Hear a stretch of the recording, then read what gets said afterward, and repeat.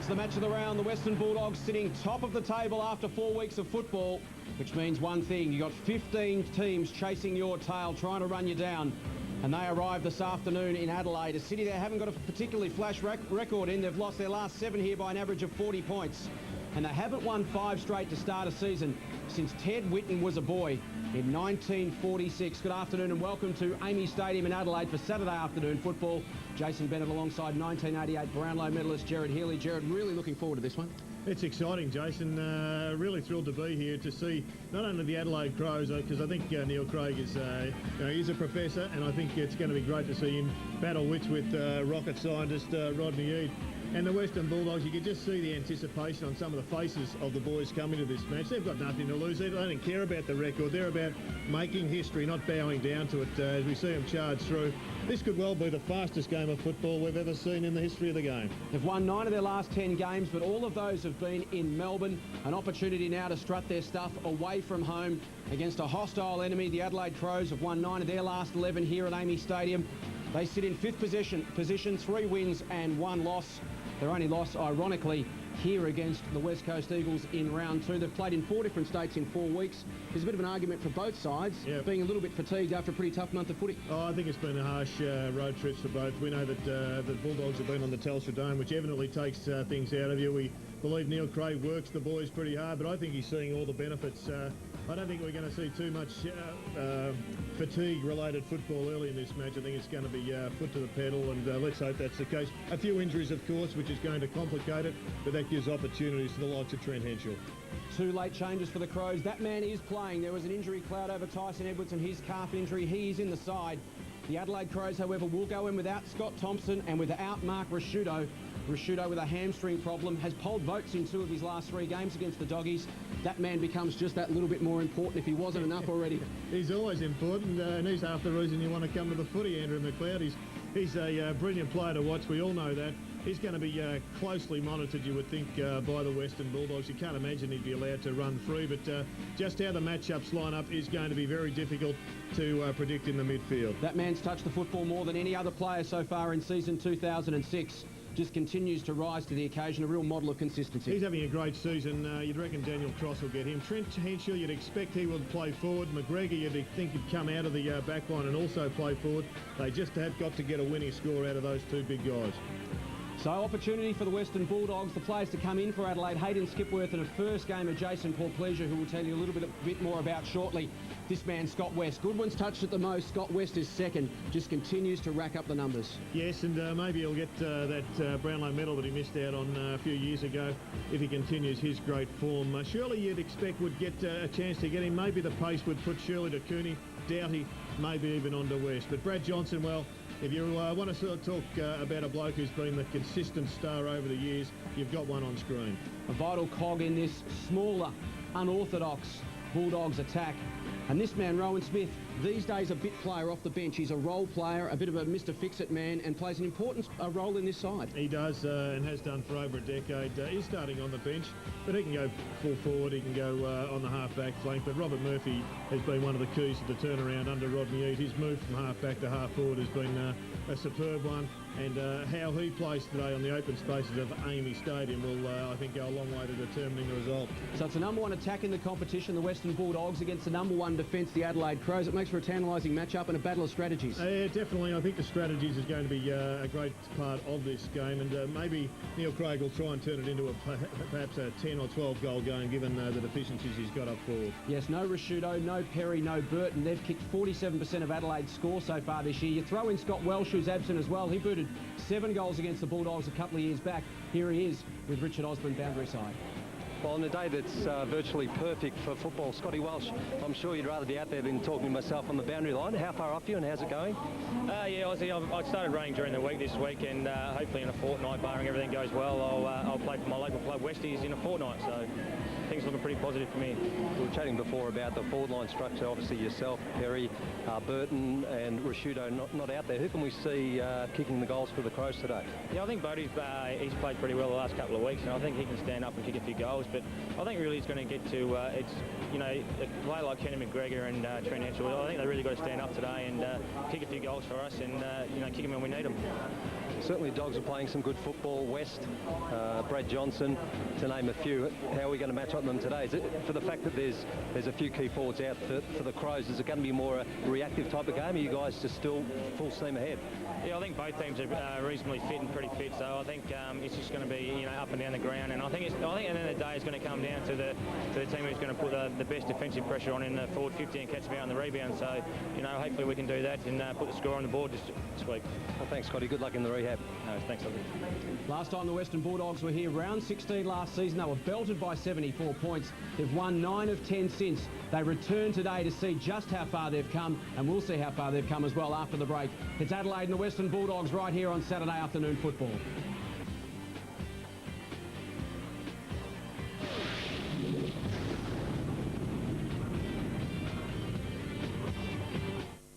Two of your housemates are about to get a rude shock. The time is up. The catch is, you don't vote. The housemates do. Which two will they kick out? It all starts from 6:30 Sunday. Then, we've saved all the juicy Big Loser's secrets till last. Spill the beans, baby. At the special time, 8:30 Sunday. The final chapter that will reveal everything. Two big shows, one big night. Sunday.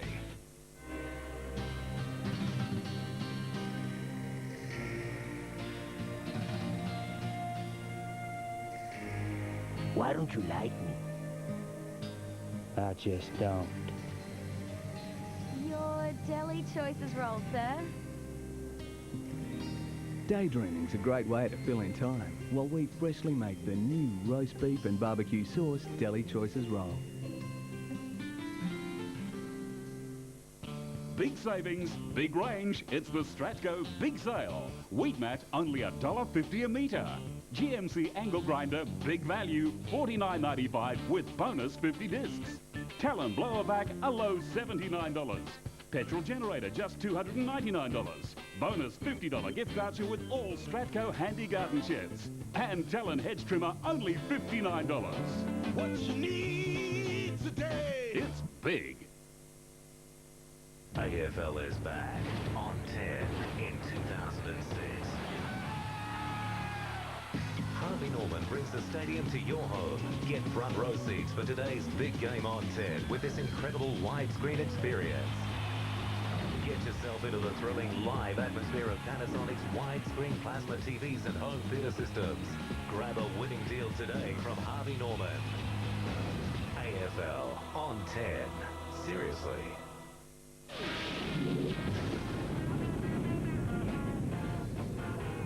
Welcome back to Amy Stadium. Blustery conditions, a little bit overcast. The sun's been through for most of the day. They are expecting rain a little bit later on this evening. Let's hope it holds off and we can enjoy what promises to be one of the contests of the year. The Western Bulldogs sitting top of the table, 4-0, up against the Adelaide Crows, sitting in 5th position, 3 wins, 1 loss. Simon Goodman with the honours for the Adelaide Crows this afternoon. Of course, Brad Johnson deputising for Luke Darcy. The Crows win the toss and will kick to the left of screen in the opening term as we welcome to the broadcast this afternoon former North Melbourne and Sydney champion Wayne Schwass. Good afternoon, Jason. Jared, looking forward to this. And the Adelaide Crows will welcome a home game after racking up 11,500 Ks, Jared, in the first 19 games of season 2006. Yeah, they've been all over the place, haven't they? And done a particularly good job. Only loss they incurred was here to the Eagles, and that was a cracking match as well. But just having a look at the defence for the Bulldogs, I thought that Chris Grant, who was named a centre-half back, may have started up forward to just drag Brett Rutten and then maybe just become a decoy player. But he is going into the defensive area, and, well, whether or not the big expanses of Amy Stadium sort him out or not is going to be one of the things to worth watching. But he's lined up on Trent Hetchell, so it's old legs versus young legs. That man Adam Cooney had a real influence after three-quarter time last week. A fantastic final term. Helped the Doggies get over the line in that classic against the Cats. Kearney at full forward for the Western Bulldogs. He's picked up by Ben Hart. There's Rutten. Sorry, it was Rutten playing up forward. Saturday afternoon football from Amy Stadium. Great to have you with us right around the country. The Doggies and the Crows. Opportunity for Johnson. He's wrapped up early by Shirley. Riley, Edwards, Doughty. Adelaide with first use inside 50 on the lead. Rutten couldn't hang on. Harris comes across to force a contest. Numbers there for Adelaide. Bode, he's taken down in a strong tackle. Morris under pressure. Flips it out. Gilby in there working hard for the Bulldogs. And we'll have a bounce just outside the 50 for Adelaide. Ben Rutten starting up forward. Kicked 3 goals with his first 3 kicks in league football and hasn't kicked one since. In the 40 games he's played since his debut. But he looked a natural up there. He read that leading opportunity brilliantly. Just went to ground when he perhaps should have kept his feet. McMahon got the takeaway, but it's only as far as McLeod. He'll go inside 50. McGregor one-on-one with Hargrave, who returns from a 2-week suspension. Edwards at 50. Time to steady up. Assess the options and miss the body of Shirley. It's picked off by Mitch Hahn. Early touch for the Bulldogs enforcer. And he looks up and he sees a wall of Adelaide Crows players, so inevitably he draws the long bomb. High ball, outer side of the ground. McLeod mops up, loops the handball over to another experienced player, Edwards. The Crows, they've got the runners at the moment and the numbers. Matner gets onto that left boot for the first of the afternoon. Marty Matner, does it come back? Yes, it does. The Crows are on the board.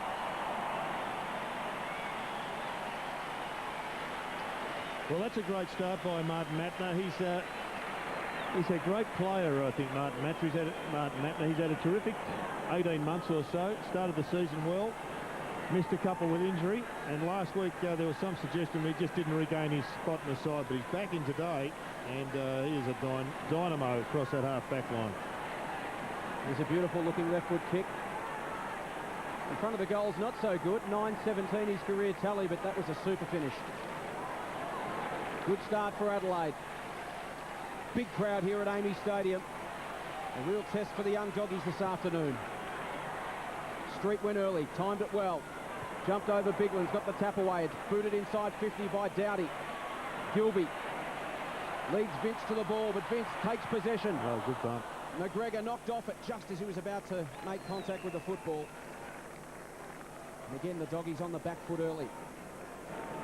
Good work there from Dale Morris. Great closing speed as Dale Morris. May well have smothered that one, but he got in early to put some body pressure on. Street went looking for Griffin or Johnson. The latter takes it. He's dispossessed by Bode.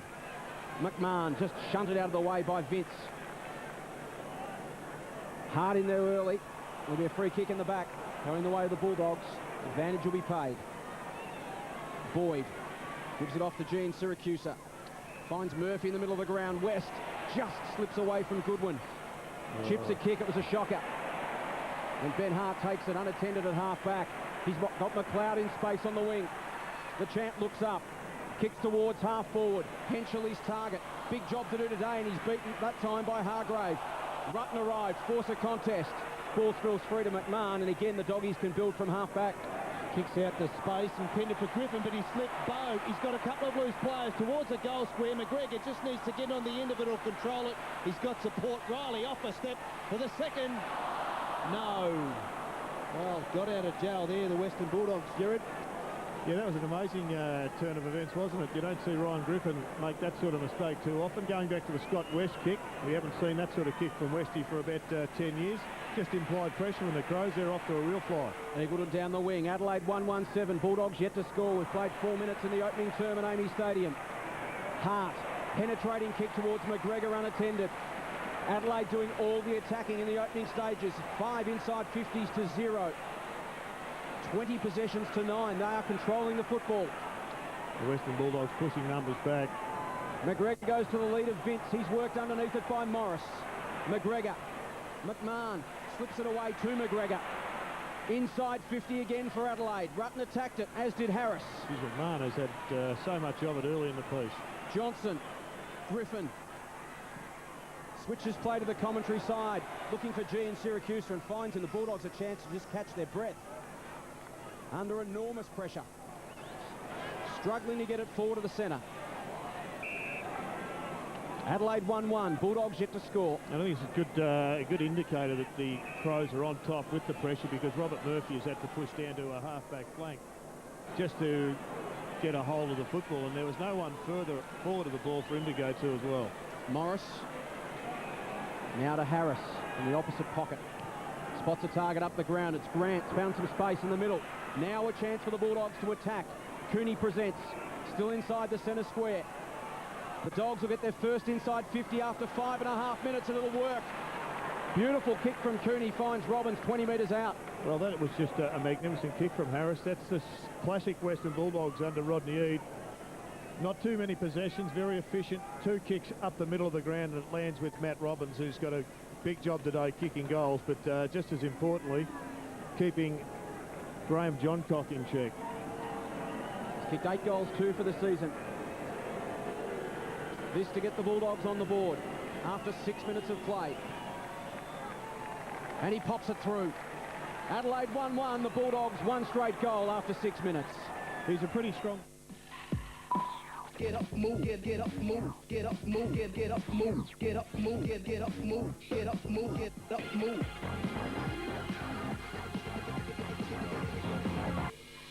Get up, move, get up, move, get up, move, get up, move, get up, move, get up. Toyota Hilux 4x2 action utility vehicle with a powerful 175 kilowatt 4-litre VVTi V6. You'll be counting down every second till the weekend. Get up. So the Bulldogs with their first goal of the afternoon, courtesy of Matthew Robbins. The Adelaide Crows lead 1-1 to 1 goal straight. 6.5 minutes gone in the first term. Plenty of numbers around the ball. Edwards, Biglands. Umpires letting it go, and the ball comes out to Andrew McLeod, the excitement machine. Loops it over to Bode. Wow. He's normally a goal kicker. Matthew Bode lines up from 50 and goes bang. There's the quick reply.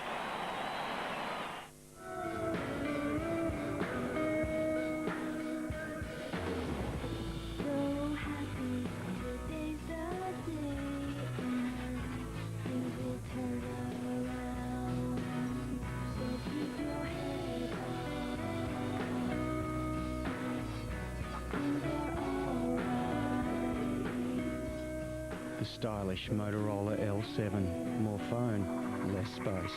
Hello, Moto. Adelaide 2-1-13. The Bulldogs 1 straight goal. We've played 7 3/4 minutes in the opening term at Amy Stadium.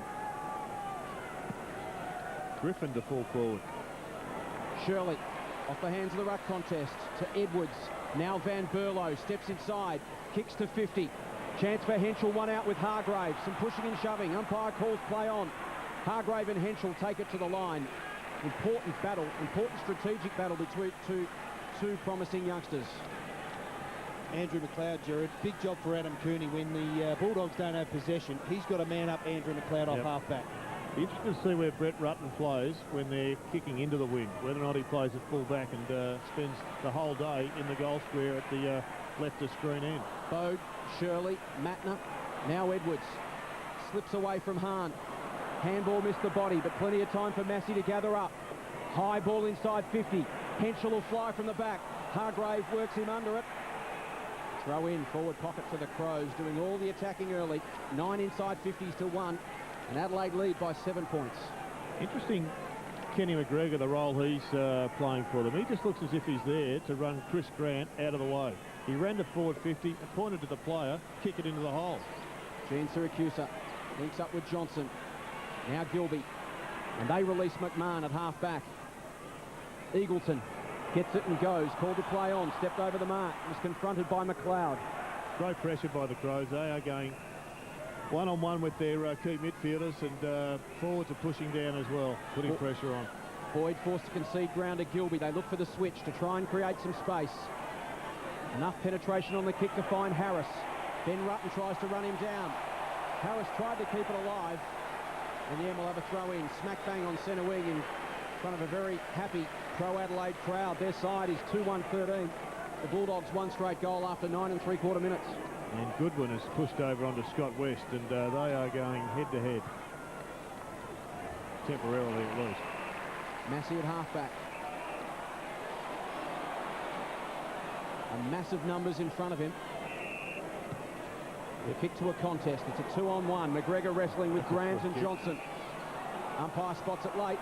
Yeah, that was a free kick. It was definitely there. And Kenny McGregor, this is going to be a very good tactical battle in the coach's box, as well as a great challenge for the two players. Chris Grant, the veteran. 317 games. Kick over the head of Hahn. Adelaide with numbers at the back of the contest. Dowdy to Goodwin. Good matchup for the Crows. I like Goodwin on West. It's one he can exploit. McGregor went the punch. It went to Dowdy. It now opens up for Van Berlo from 55. Doesn't make sweet contact. Rutten tries to get back. Can't do so. We'll have a throw in adjacent to the behind post. After 10 3/4 minutes, it's the Crows by 7 points. Here's Wayne Schwass on Saturday afternoon football. 2-1 the Adelaide Crows. The Western Bulldogs one straight goal as Chris Knights replaces Doherty. 10.5 minutes gone of this first term. Biglands and Street. Oh, Street straight down the hands to Bernie Vince. Bernie Vince off the right boot. Is it a goal? Yes, it is, and the Crows have 3. Right, Money, we're off. We'll see you at the party. Yeah, no worries, fellas. Bye. I'll see you there.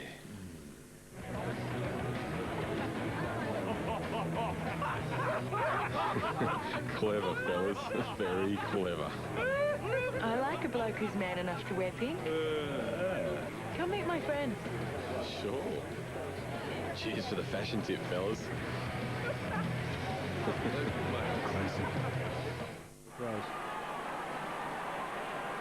Bernie Vince kicks his first senior AFL goal in his second game of football. Originally from Curramulka, Minlaton, Stansbury, down on the York Peninsula. They call themselves the CMS Crows for short. Well, they've got to get better in here, the Western Bulldogs. The Adelaide Crows have now gone 5-0 in clearances. Edwards run down, blindsided by Murphy, but the Crows still in control through Shirley. Has got support in the form of Bassett. Bends it down the line. And an athletic grab taken by Brent Riley, 75 from home. They huddle at the top of the goal square. Leads come now in all directions. Vince is ignored. Henschel calls for it deep. Man snuck away. It's McGregor to the pocket. Geez, they did that well. Just a nice block there, Wayne, and McGregor got clear. Yeah, it was beautiful, Jude. They set it up perfectly because they had all their players start on the boundary side, push into the middle, which left that space for McGregor. So Ken McGregor, difficult angle. Underrated goal kicker too, Ken McGregor. Put the moz on him, but he generally gets the job done. Hasn't scored in 2006. From right on 50, starts at left and finishes it there. Narrow miss for McGregor. But the Crows looking ominous early. We've played 13 minutes in the opening term. Adelaide 3-2-20. The Bulldogs 1 straight 6. Gilby. Hemmed in, goes to Cooney. Gets around McGregor. To in Syracuse. Across the ground now. That's simply because the Crows get plenty of numbers back straight up the ground. High ball. Having to wait on that occasion was Hargraves. They are being forced to go wide because the Crows are just owning the centre corridor. On one occasion only, they left space there and the Bulldogs exploited it. And that's a strong grab between two Crows players.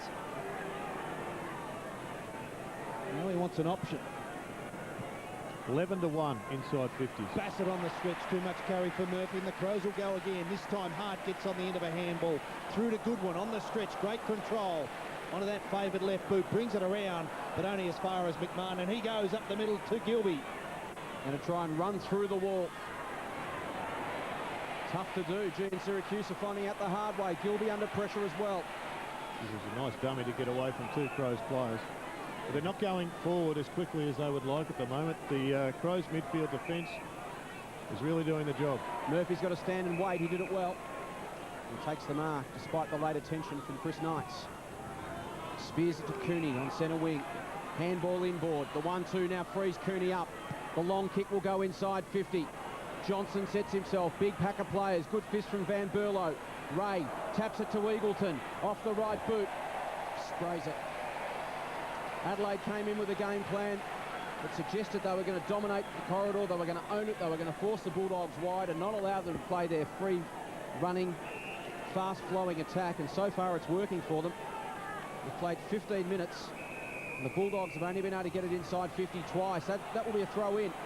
The man has played on and changed directions outside the boundary line. And Jared, you can play on outside the boundary line, but you can't step off your line and change direction while you're out. It always confuses me, that one, I've got to say, JB. But right now, the stats on uncontested marks are showing that the Bulldogs have had 21-7. So they've had a lot of football that they're in the back of because they haven't been inside 50 more than twice. Hart missed the body of Shirley. Door opens now for the Dogs. Griffin can straighten up from 52 metres. Goes looking for Eagleton. Misses the target. Can gather. Got Clark to beat. You'd fancy his chances taking him on. He's forced onto the right boot. Goes to the square. Street with height over the back of the contest. And Adelaide again with numbers and experience in the form of Ben Hart. He'll go short to Van Berlo, and the Crows can build off half-back. And here comes the runner in John Cox, straight up the middle of the ground. The Crows on the rebound. They've got numbers. Skipworth links it up to the excitement machine. The crowd lifts up in tempo. McLeod closes to 52. Doesn't go for the goal. Goes for the square. Vince was there, but good spoil on that occasion. Promising build-up for a rush behind as Peter Street's replaced by Wade Skipper. Yeah, that was a bit disappointing. I was hoping Andrew McLeod would have a crack at those. He had the wind behind him. But he did try and just chip it to the top of the square to bring his teammates into the game. You couldn't see a more stark contrast in terms of moving the football from one end to the other. The Bulldogs, it's laborious at the moment. Yeah, a lot of hard work. We just have to wait until half-time just to see what effect this wind is playing on the game, because it is pretty strong out there. Cooney tried to find Johnson. Vince intercepted. Takes it to the line. Umpire says throw in. It's good play from the young man to make sure that he took the ball over the boundary line. To keep it in would have been deemed holding the ball, so well done. Yes, it's certainly early time still for the Bulldogs, not time for panic station, but I just don't see any merit in Chris Grant being down back. I think I'd be switching Mitch Hahn down back and Chris Grant as a tall forward, which they need. The tackle and the pressure, the numbers of the ball is what really I think Rodney Eade to be concerned about. Henschel rode it off the pack. Eagleton leads in the race for it. McGregor looks to shut him down, gets a hand in and forces it to the line. Adelaide 3-3, the Bulldogs a goal, the home team by 15 points. We've played 17.5 minutes in the opening term.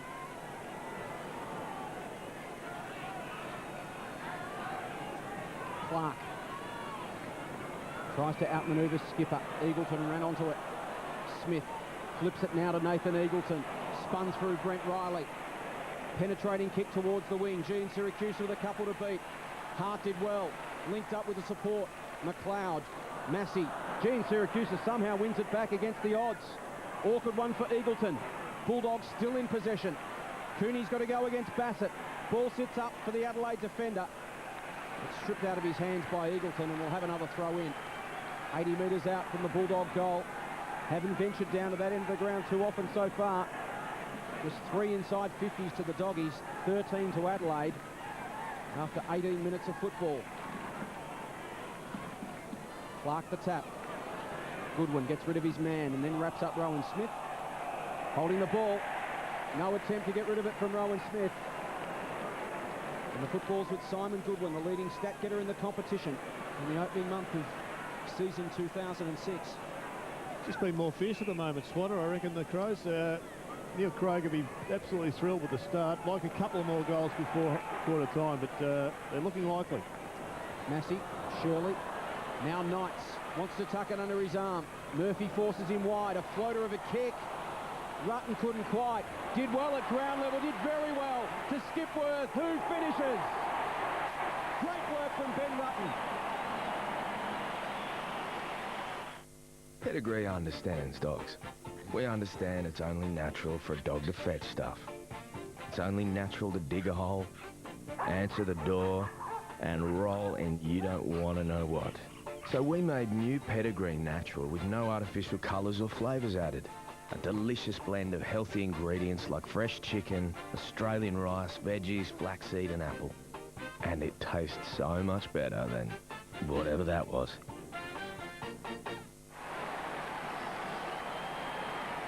So he mightn't have got the goal, but he certainly played a large part in setting up that Hayden Skipworth goal. The Adelaide Crows, 4 goals, 3, 27. The Western Bulldogs, 1 straight goal, 6, 19.5 minutes gone, first term.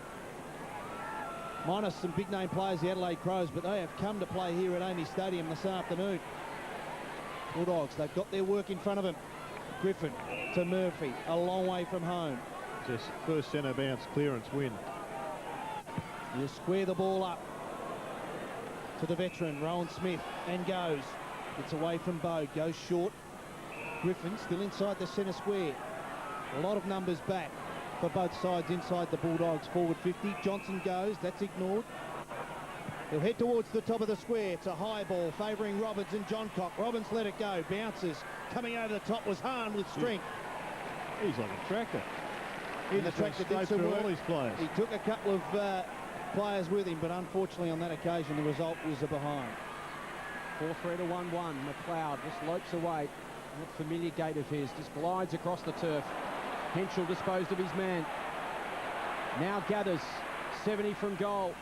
Spears towards Skipworth inside 50. Harris stood tall for the Doggies. Clean hands from Cooney was good. Releases Harris off half back. Kick missed the body of Skipper. This is a concern for the Dogs because Goodwin's pace is exposing Scott West's lack of on this big ground. Goes towards half forward, but numbers went out for the Scrays. Here's Farron Ray with some time to use it. Goes to Robbins and finds him 65 metres from goal. West calling for it inside 50, heads in that direction, and West makes it good. Centimetre perfect the kick. It had to be because West had been in that position for some time. Ben Hart was anticipating the kick, just couldn't quite get there. So Scotty West can go back and kick this goal, and it'll be right on his limit, and all of a sudden he can just square up to some degree the win that Goodwin's had in this battle in the quarter. Runs at about 50-50 in his career. Goals to behinds, and that won't worry either of those columns. And Scott West coming to the boundary to be replaced by Daniel Cross. And it's interesting, we heard Rodney Eade pre-game talk about not having enough rotations last week. I think that's only the second time he's used the bench, so hopefully he doesn't fall into that same trap again today. Bassett goes up the middle. Here's Goodwin again. Plenty of time to use it off the back edge of the square. Handball was fierce to Van Verlo, but he did well. Knights got a kick away despite Cross's pressure. Henschel rode beautifully. Goodwin's followed up his work. Lovely kick to McGregor. Play on the call. Won't matter. Edwards, goal.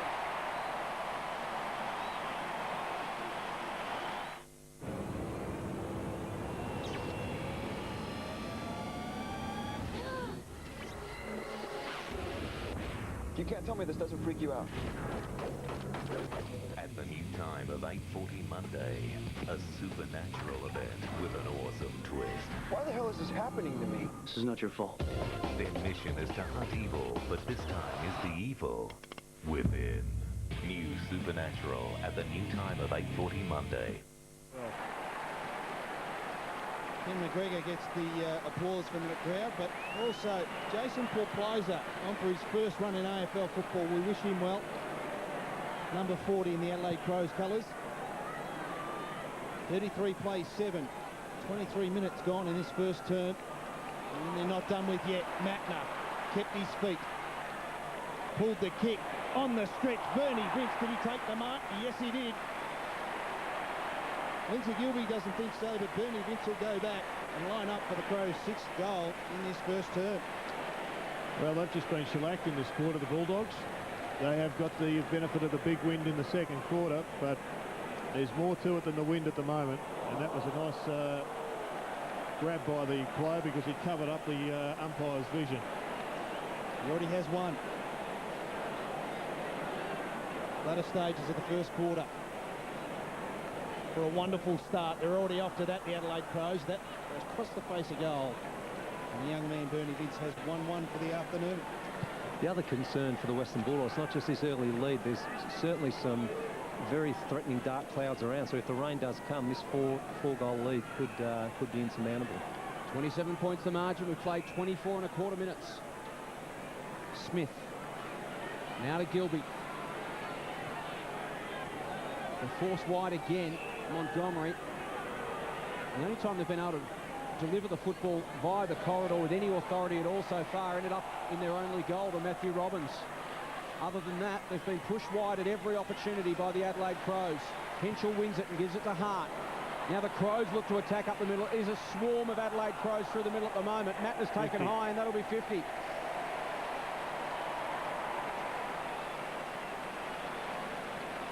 So Mattner's already kicked one.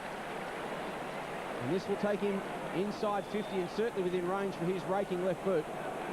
When you get a chance, Jared, I think the Bulldogs' reluctance to kick long to a one-on-one target quickly is playing into the hands of the Adelaide Crows players getting numbers back.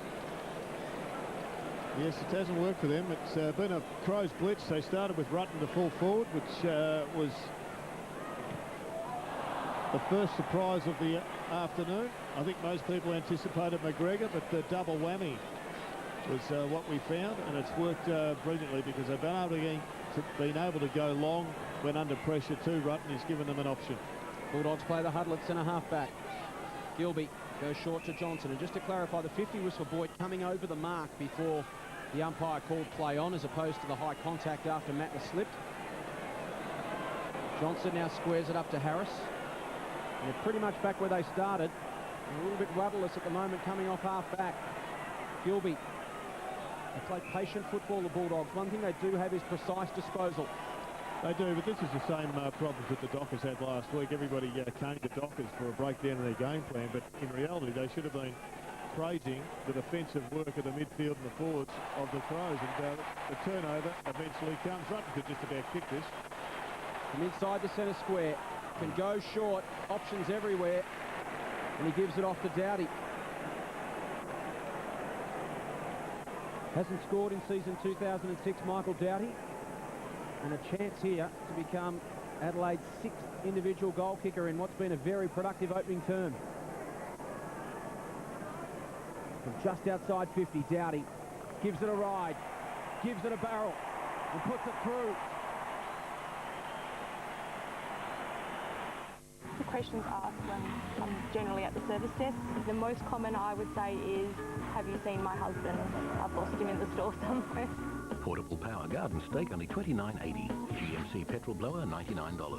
Bosch 14.4 volt cordless drill $147. Dulux 101 advanced paint $59.90. CSR Gyprock plasterboard just $12.90. That's probably the most common. Lowest prices are just the beginning.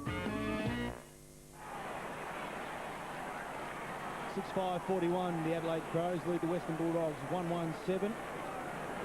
Got 2 extra players in the back 50 right now, the Bulldogs. They're just trying to hold back the tide. Stop the bleeding. West to Hargrave. Ball slews off the side of the boot. Cooney, one out with Bassett. Bassett got a hand on it, but that's a hold. And the free kick goes to Adam Cooney. And boy, they need this goal as they approach quarter time. And there it is there. Can't argue with that, Jared. Pretty hard to argue with it. You just wonder how backmen in this era can probably do that. McLaren, Grun and Woodcock, the umpires this afternoon. Adam Cooney.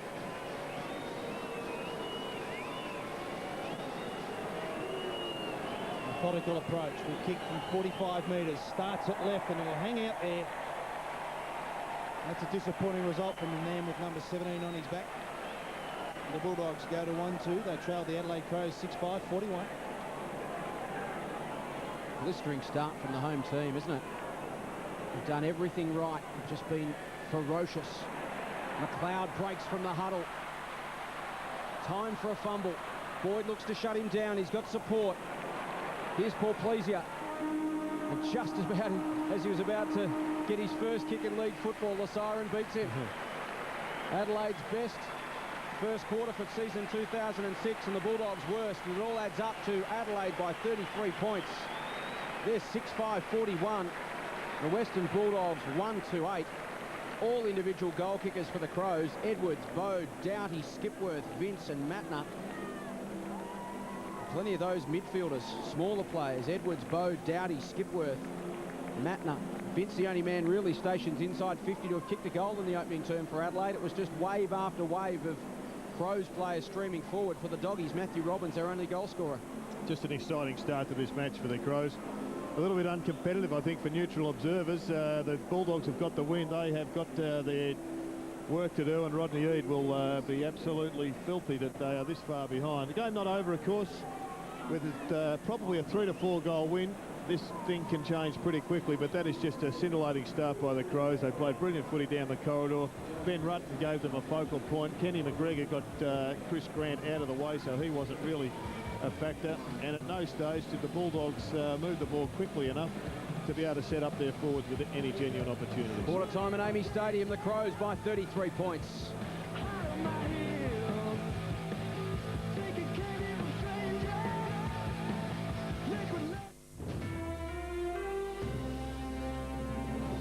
Hello. In 10 years, a guard of honour as Private Jake Kopko is finally brought home amid new questions about his death.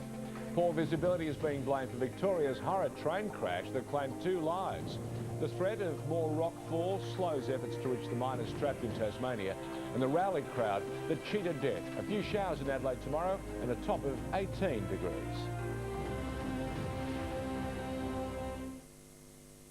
I'm Bart Simpson. Who the hell are you? I'm Bart Simpson, man. Who the hell are you? The voice of Bart, Nancy Cartwright. Biggest loser winner, Adro, and Butterfingers Live.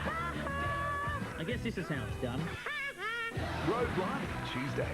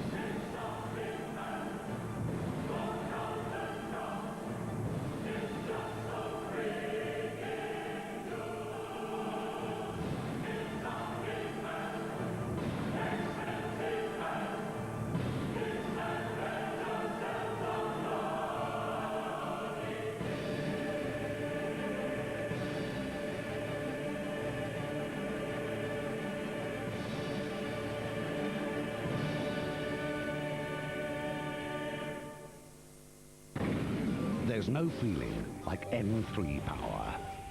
Press the button and feel the power. Introducing M3 Power Nitro, the battery-powered shaving system from Gillette. M3 Power with a bold new look. Turn it on. Nothing shaves better. Feel the power of Gillette's closest, most comfortable shave. M3 Power Nitro from Gillette.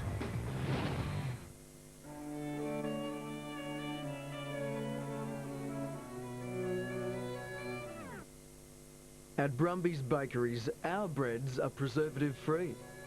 Brumby's Bakeries, preservative-free.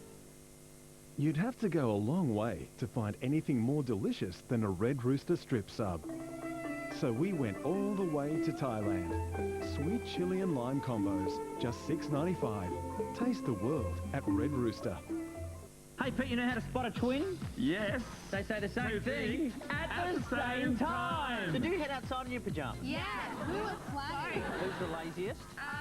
Both. Who has the most annoying habit? Road, Tuesday. The 2006 Toyota AFL Premiership season, proudly brought to you by our broadcast partners. Toyota. Footy, oh what a feeling. Bundaberg Rum, classic. And Bunnings Warehouse, where lowest prices are just the beginning.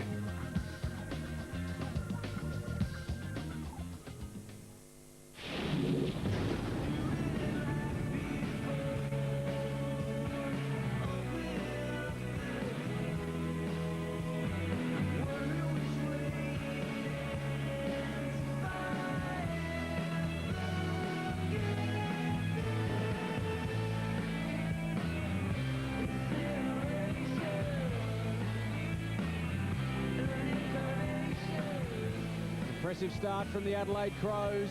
They've invited the leading doggies into their own home territory and said, this is what being on top of the table is all about, boys. The reigning minor premiers giving the current league leaders a touch-up in the opening term, 6-5-41 to 1-2-8. The Crows by 33 points at the opening change, all single goal kickers for them. Hart and McLeod with 9 touches apiece, while Gilby's had 10 for the Bulldogs as we head boundary side. Here's Richard Osborne. As you said, Jace, 6 individual goal kickers having a lot of their firepower out. I'm sure Coach Neil Craig will be delighted. They're playing the game perfectly. As Jared Healy said in that first quarter, they're getting a wall back in defence and almost impenetrable. The only time the Bulldogs looked like scoring was when they went short to Chris Grant and then long to young Robbins. But I think if the Bulldogs are going to get back into this game, they'll need to do it this quarter because there's a fairly significant breeze going left to screen. Well, Chris Grant's gone forward, Aussie. He's going to line up in the goal square, but Ben Rutten is also at full forward, so he's gone to the other end of the ground. Maybe we'll see a swap down if, in fact, Grant imposes himself. 33-point advantage to the Crows as we start the second term at Amy Stadium. Edwards wrapped up. We'll have another bounce. Still starting with a loose man, Jordan McMahon in defence, or maybe it's the Crows are starting with an extra player, and Jordan McMahon is one of just 5 defenders down there by himself. Bigland's got it to Edwards. Doughty. Now Massey towards half forward. McGregor worked Griffin underneath it. Griffin did well to recover, put some pressure on. Riley a chance to run onto it. Sliding in was Vince. He's wrapped up by McMahon. Cooney in there working hard as well for the Doggies. Again, they're on the back foot early in the second term. And Jared, one thing that's been consistent through the opening 4 and a bit weeks of football is work rates winning games. In this style of football, the team that generally works the harder gets the results. Yeah, and I think we've seen that in that first quarter. It looks now as if it's Scotty West tagging Simon Goodwin, not the reverse as the first quarter showed. Morris, quick hands. Again, they're under pressure as West. A deft little tap to Skipper. Goes towards Robbins versus Johncock. Pitches just inside the line. Still alive, Johnson. And Van Burlow take it out for a throw-in. Just trying to get some momentum, the Bulldogs. They need some meaningful chains of possession to be strung together. They've had plenty of ball, but it's been backwards and sideways as opposed to anything really thrusting forward deep into the heart of the Adelaide defence. They need some quick movement, and there are a chance here. Cooney releases Smith. Long and direct inside 50. Murphy flew high, couldn't bring it down. McLeod just to tidy up again for his 10th touch. Edwards back to McLeod. Too much latitude off half back. Towards half forward. Hargrave punches clear. McMahon decides to take Biglands on by foot. Looks up. Dangerous kick. Cooney's got to go. Forced a contest. At ground level, Matner, a clever one-handed pickup. McLeod again holds it up. Gives it to Goodwin. Then directs some traffic out wide. Hart in some space. Murphy will come across. Hart towards half forward and finds Rutten 55 from home. Rutten can go short. Riley unattended inside 50. It all breaks down for the Dogs. I know what you're thinking, Jared Healy, young Jordan McMahon, just too early to go in board. Just kills you, those type of turnovers. Well, that's the Dogs' game plan. It's go inside and get it down the middle. But you saw Chris Grant, Aussie, I'm sure, on the lead. He could have spotted him up just on the forward 50. He took a punt. Didn't come off because Adam Cooney wasn't able to take that grab. Just not sure that Adam Cooney's man, direct opponent, Riley, has got the footy right now. Riley to continue Adelaide's run from 45. Likes it off the boot, and why not? Adelaide have got 6. We're here in Melbourne to relive arguably the greatest moment in grand final history. Unbelievable moment. And to help us, we have Mr. Wayne Harms. All right, it's 1979. It actually looks like the Pies are going to win a flag. That is, until Harmsy here comes to the rescue. You're going to come running in, slide along there, and it's going to be wicked. Yeah, we like it too. Goal square! Harmsy, goal square! He does it to Sheldon! Goal square! Yes!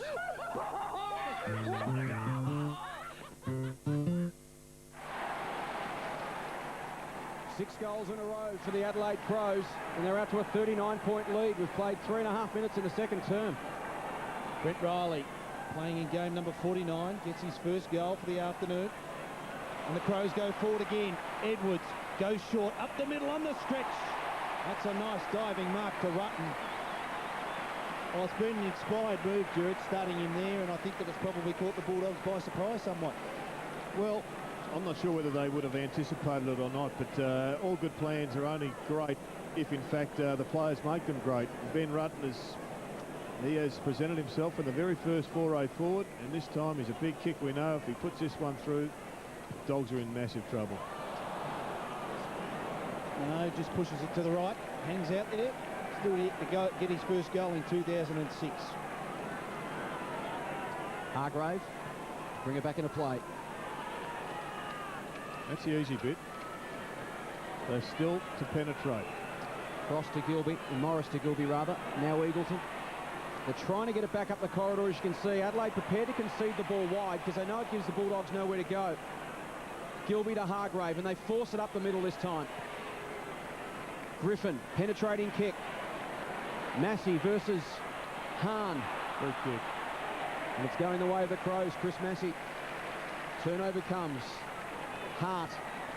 Riley. It's just a flood going forward of Adelaide players on the charge. McLeod a sweeping handball.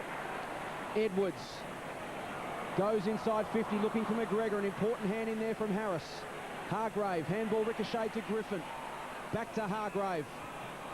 Awkward looking kick. It's a free kick going to the Bulldogs. Advantage paid momentarily. It'll now come back. It'll go to Ryan Griffin inside his own defensive 50. Bulldogs defence had a power of work to get through in the opening quarter and a bit. Harris can switch it up to Morris. Dangerous kick. Just gets across and marks in front of Vince. And now Smith at half-back. Bereft of options further up the ground, Rowan Smith, so he has to go short. He's got Morris. Cuts back inside. Gives it back to Rowan Smith. Nowhere to go. So he goes out the other side of the ground. It's the longest way home possible here at Amy Stadium. Hargrave decides to go. Bangs it long towards Johnson in front of Van Berlo, and that's a nice mark, the stand-in Bulldog skipper. This is the important kick. High ball to the top of the square. The Crows with numbers. Dowdy flew across the top of the pack. Don't know if he got a hand on it. May have injured himself, but importantly for the Crows, the ball hit the timber. Henschel. Now Edwards in some space until he fumbled. Smith arrived, but ineffective. Edwards now wrapped up. Umpire hovers and will call for a bounce. Opportunity slips through the fingers of Tyson Edwards. Of course, the one way to avoid the midfield flood of the Crows is to go over the top of it. Generally, you can't do that because most people can't kick long enough. But with this win, that option's almost there each time. Goodwin and McLeod just about run down by Robbins. Forced the quick release. Riley through traffic was clever. Henschel requires a good bounce. Griffin working him towards the line. Ball stays in. Henschel receives a shepherd from Shirley. Goes backward now to Riley. Crows working well as a unit. Inside 50, standing underneath it. He's been good. Is Brian Harris.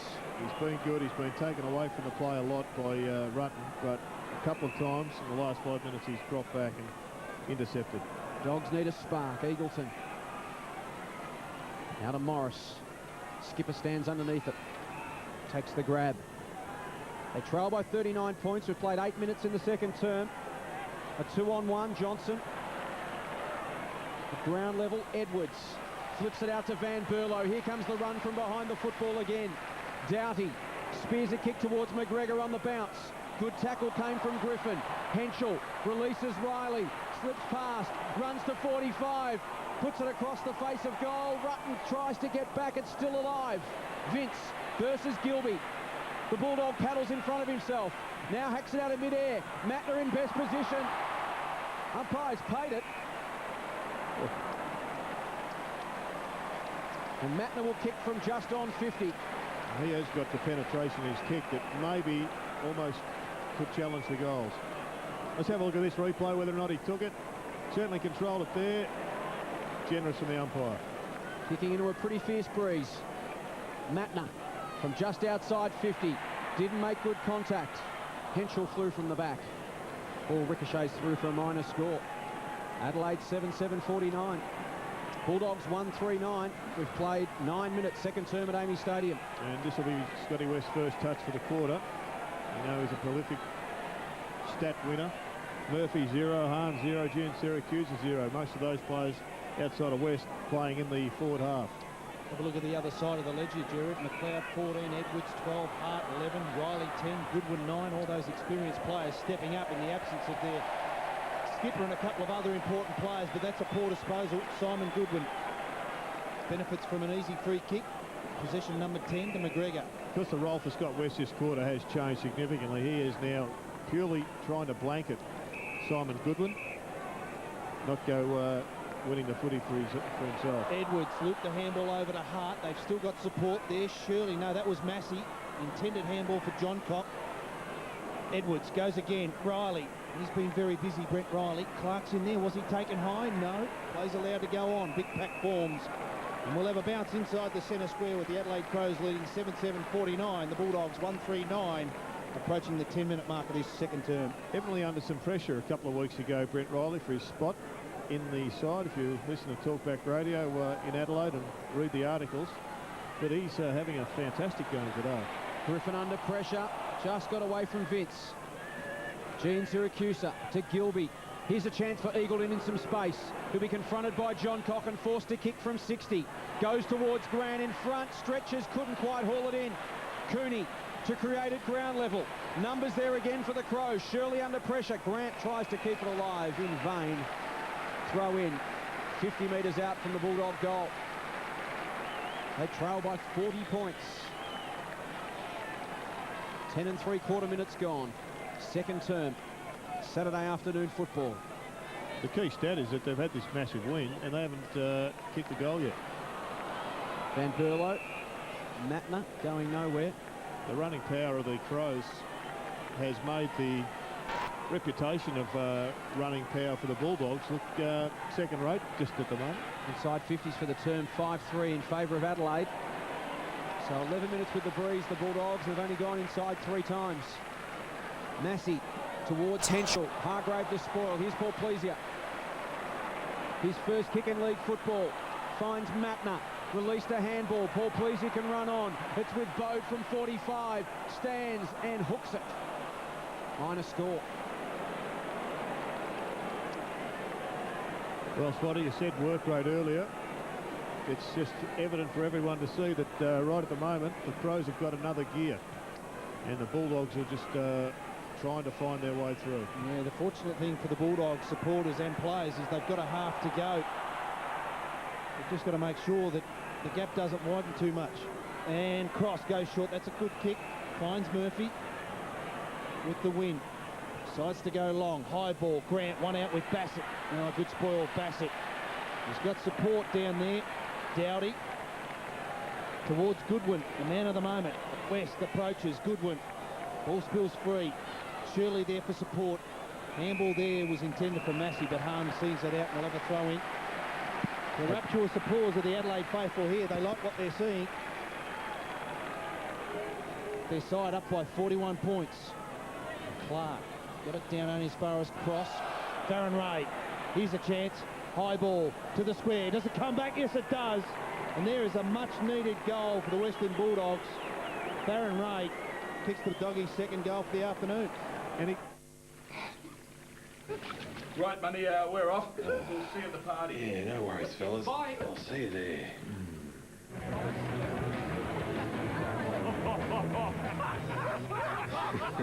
Clever, fellas. Very clever. I like a bloke who's man enough to wear pink. Come meet my friend. Sure. Cheers for the fashion tip, fellas.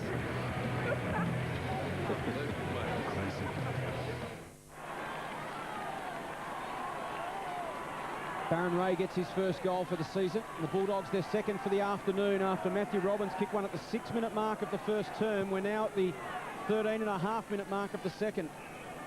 The margin 35 points. Adelaide looking to add to that. Edwards goes inside 50 to Rutten. On the bounce. Released a handball looking for Henschel, but it's picked off now by Griffin. To Boyd. Now West. Wants to bring it inboard. They've got some numbers there. Morris steps away from Paul Pleasier. That's the handball. Missed Gilby, and now Morris gets it back. They're forced straight across the half-back line to Eagleton on the opposite flank. Can go over the top to Street. Dowdy will come in and force a contest. And then go forward again.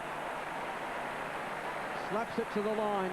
And the Bulldogs, despite their determination to get it moving up the middle of the ground, continually forced wide by some very ardent defence from the Adelaide Crows. Their work rate has been excellent. Streak to Gene Siracusa, now Gilby. Quick release to Johnson. Back to Gilby again. A lot of meaningless possessions, just trying to create position for themselves. Almost looks as if they've come into the game planning to go wide at each time, but I think they're so far down there, they've just got to take the punt and start heading down the middle. McMahon to half forward. Robbins trying to create something. Eagleton. Once again, it's the wide kick rather than just getting it in. They've got Chris Grant in the goal square. If you're that far out, you've got to attack the goals. Zigging backward and forward. Here's Ray. Chance for 2 goals in a couple of minutes from Ray. Can't bring this one back enough. Really hard work. So very little result on that occasion for the Bulldogs. Contested possessions this term 19-9 in favour of Adelaide. When there's a contest up for grabs at the moment, the Crows just winning the bulk of them. Bassett heads up towards Shirley. Johnson, good pressure. Riley. Round the corner. Now it was Van Berlo. Loose ball. Gene Siracusa under pressure. Poor Plijah. Been impressed with that young man. Henschel. Heads down the line. McGregor. Harris. Does he get there? No, not on this occasion. If he gets up quick, he's got Skipworth heading towards the goal square. He wants to get it there. He didn't have any room, though. Play on's a call, McMahon. No, play on's a call. Touched off Bo the boot. hasn't realised yet. McMahon, fortunately, escapes there for the moment. Eagleton loops up with Gilby via hands, comes through the middle, but again, we're starting to see this pattern occur. Heads out wide now. Loose ball, Montgomery.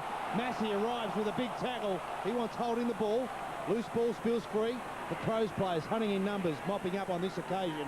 Matthew Robbins. Again out near the boundary line. Goes towards Ray. Awkward bounce for him. Hart takes it away with the greatest of ease and brings it inboard. Now they'll attack up the corridor. Shirley has got some men in space. Van Berlo is one. He's got Riley riding shotgun for him. Van Berlo to half forward is looking for Henschel. He turns it over to Gene Siracusa. Cooney presents up the ground. Squares it into the corridor now for Murphy. He's got Grant versus 3 inside 50, hence their reluctance to go in there. Johnson makes position. Goodwin tries to get across, did enough to force the fumble. West from a standing start's never going to go the distance from there. And Clark's got some time. Just numbers back for the Adelaide Crows, and Hart links up with Riley. Here's the counter punch. Robbins to run him down was magnificent. Brilliant. Now the Bulldogs can counter-attack quickly. Eagleton. Could this lift them from 55? It's an awkward-looking kick. Gives Johnson very little chance. And again, Clark can tidy up. It is hard work at the moment for the Bulldogs, forward of the centre. Knights. Clark. Shirley's going to get run down by Boyd. McLeod. Visionary handball to Goodwin. Now Massey. Can't get around Street. Riley a bit of showtime. Bulldogs trying to work hard and just hold things in and force the Adelaide Crows to surrender possession, but eventually they've done it. A throw given against Johncock. Well, they've got to work out what they're doing with Chris Grant, because when Grant leads, they're just dropping back off and guarding the goal square. They've got to either spot him up or get him off the ground, because at the moment he is just not being able to push up the ground and be involved in the defence. West goes to Montgomery at 50. Grant now leads to the pocket.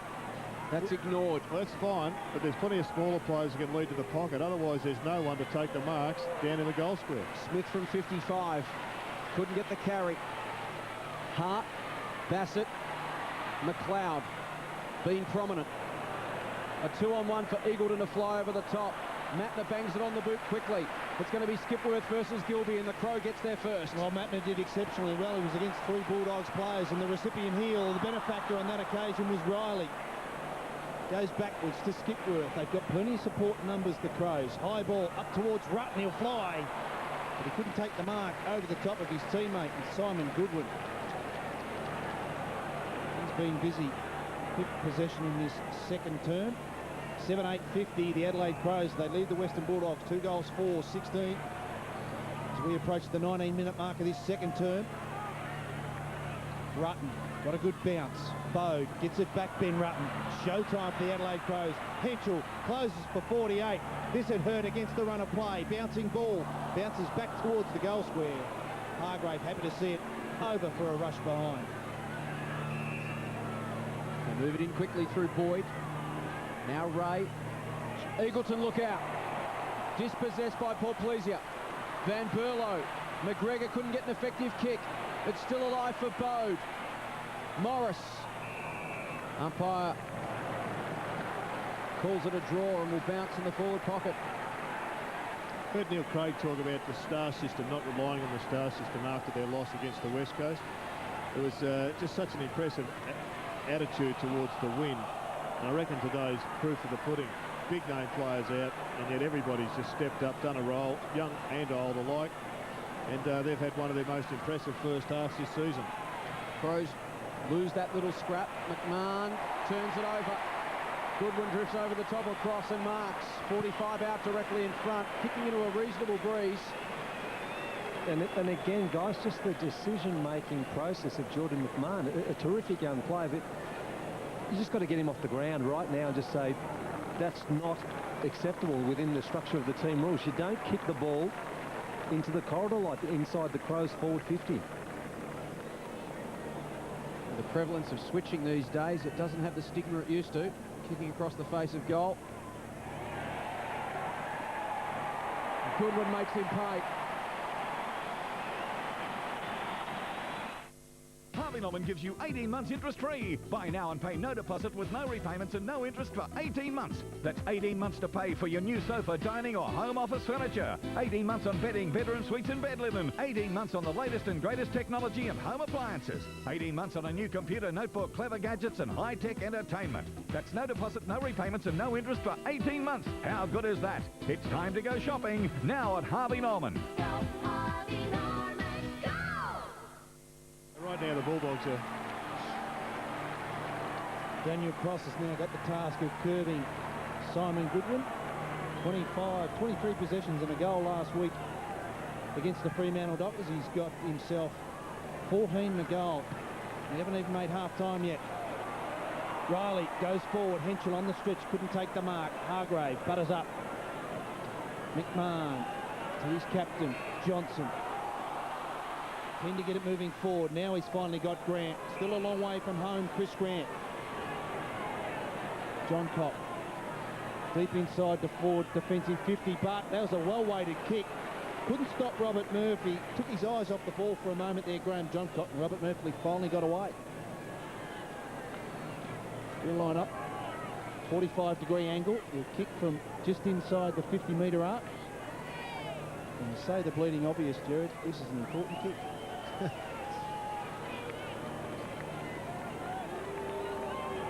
No excuse to miss this one, of course. The wind at the back. It's just got to be just a sweet connection. The ball will do the rest. Normally a good kick, Robert Murphy. Not on this occasion, though. Pulled it to the left, and that's his first score for the afternoon and behind. His 7th touch. Chris Grant's had just 3. And this is a different attack. They all huddled. The Bulldogs expecting people to come out the back, but this time Graham Johncock just runs magnificently, unpressured to the 50 and finds Brent Riley. He returns the favour. Now he'll hold it up. No one stands the mark, but he's got very little to kick to at the moment. Crows huddling on centre wing, as you can see. Now they break. Harris got across in front of the big one's lead. Now the Dogs will have to charge forward and get back into position. Hahn's got it, just forward to the centre.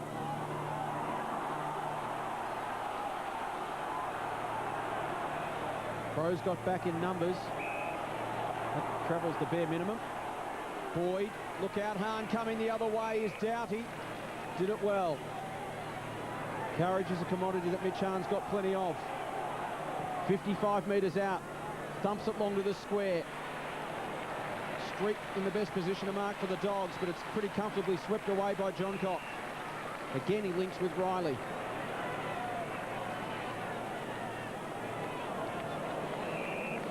And now Chris Knights playing game number 6, the youngster from Vermont.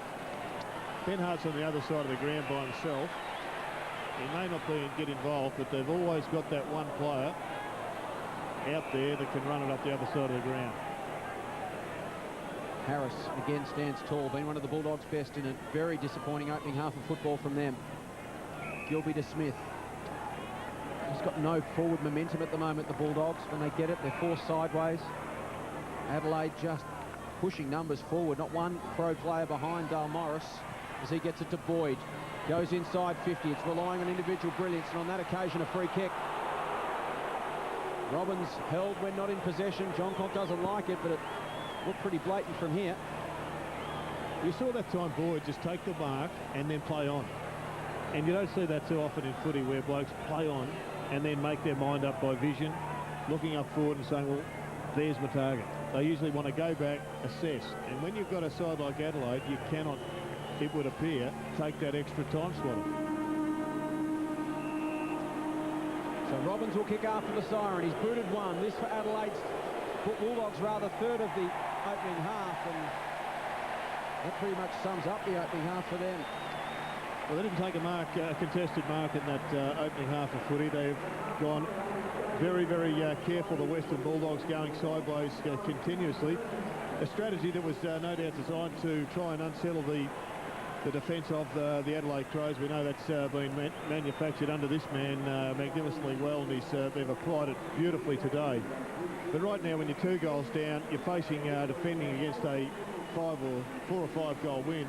You've just got to, I think, get back to the basics, win the ball and move it as quickly forward as possible. And if you go down trying, well, at least you've covered off most bases. Into the breeze in that second term, the Adelaide Crows added 2 goals 4 to 1 goal 4 to extend their quarter-time lead of 33 points to 39 at the major break. Half-time on Saturday afternoon football. It's Adelaide 8-9-57. Comfortably in control of the Bulldogs at the moment. The Doggies 2-6-18.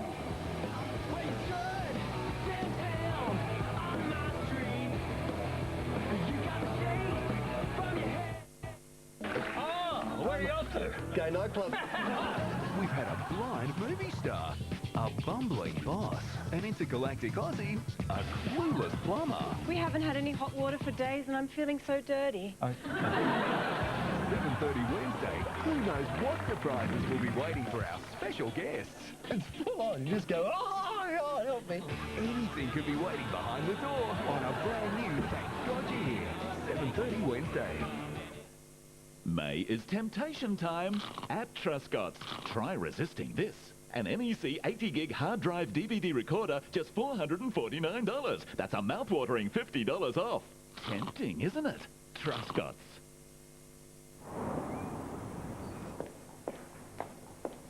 Hi there. I caught my husband frolicking on the mahogany table with his secretary. And I do mean frolicking. Excuse me, madam, but we're a specialist dealer network store selling and servicing outdoor power equipment, like chainsaws. Exactly. Pick up a Still Mini Boss from $399 or a Still Easy to Start from $519. Your friends for outdoor needs. Mobile everywhere. For my money, Global Star's Mobile Everywhere is amazing. It's 2 phones in one, CDMA and satellite, with satellite calls from just 30 cents per 30 seconds. Yeah. Mobile everywhere. Get online to Global Star. Hey boys, wish shaving could be a more stimulating experience? Your wish is granted. New Chic Quattro Energy. Savoy Dinner Theatre presents... Ta-da! At 5 o'clock! What shall I feed my family for dinner? Make something? Too tired. Pick something up. But what? But what? She makes me anxious. And now dinner. Subway restaurant. The Italian trio, hot and fresh from the oven. Meatball marinara and chicken parmigiana on new roasted garlic bread and the Italian BMT. Subway! Eat fresh! May is temptation time at Truscott's. Try resisting this. An Acer 32-inch LCD TV, just $1,849. That's after a mouth-watering $150 cashback. Tempting, isn't it? Truscott's. Network 10 Adelaide thanks the support of their local sponsors.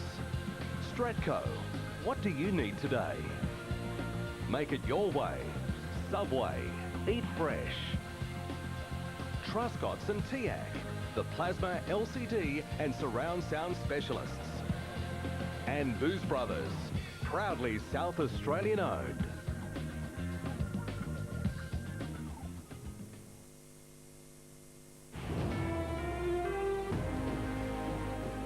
News with George Demikian. Good evening. Welcome to this special halftime bulletin. We'll go back to the football shortly. But first tonight, a full military guard of honour has welcomed home the body of Private Jake Kovko. The soldier's family finally able to pay him the respect they were cheated out of earlier this week. Under sombre skies, soldiers from Private Jake Kovko's 3 RAR battalion forming an honour guard to welcome home the body of their dead comrade. And today, finally, the welcome which should have happened days ago. Private Kovko's wife Shelley and other family members flew from Victoria for the ceremony held here so his mates could honour him. And they did. Wearing black armbands, they saluted as the silver casket passed by. It was a solemn, dignified and emotional event which paid appropriate tribute to this man, his soldiers, and indeed his family. In the background of today's return, speculation about the manner of Private Kovko's death. Reports quoting a variety of sources and different theories, angering the soldier's family. The family arrived at the morgue for the painful identification process. The New South Wales coroner is now investigating the soldier's death. His funeral is expected to be held next week. Eddie Meyer, 10 News. Across the border, poor visibility is being blamed for an horrific train accident in Victoria, which claimed 2 lives.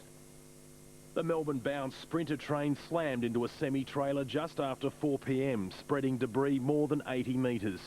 2 of the injured, including the train driver, were airlifted to Melbourne. 35 others were ferried to nearby Ballarat Base Hospital, most released within hours. I remember the lights going out. I remember being thrown forward and bracing myself against the next chair.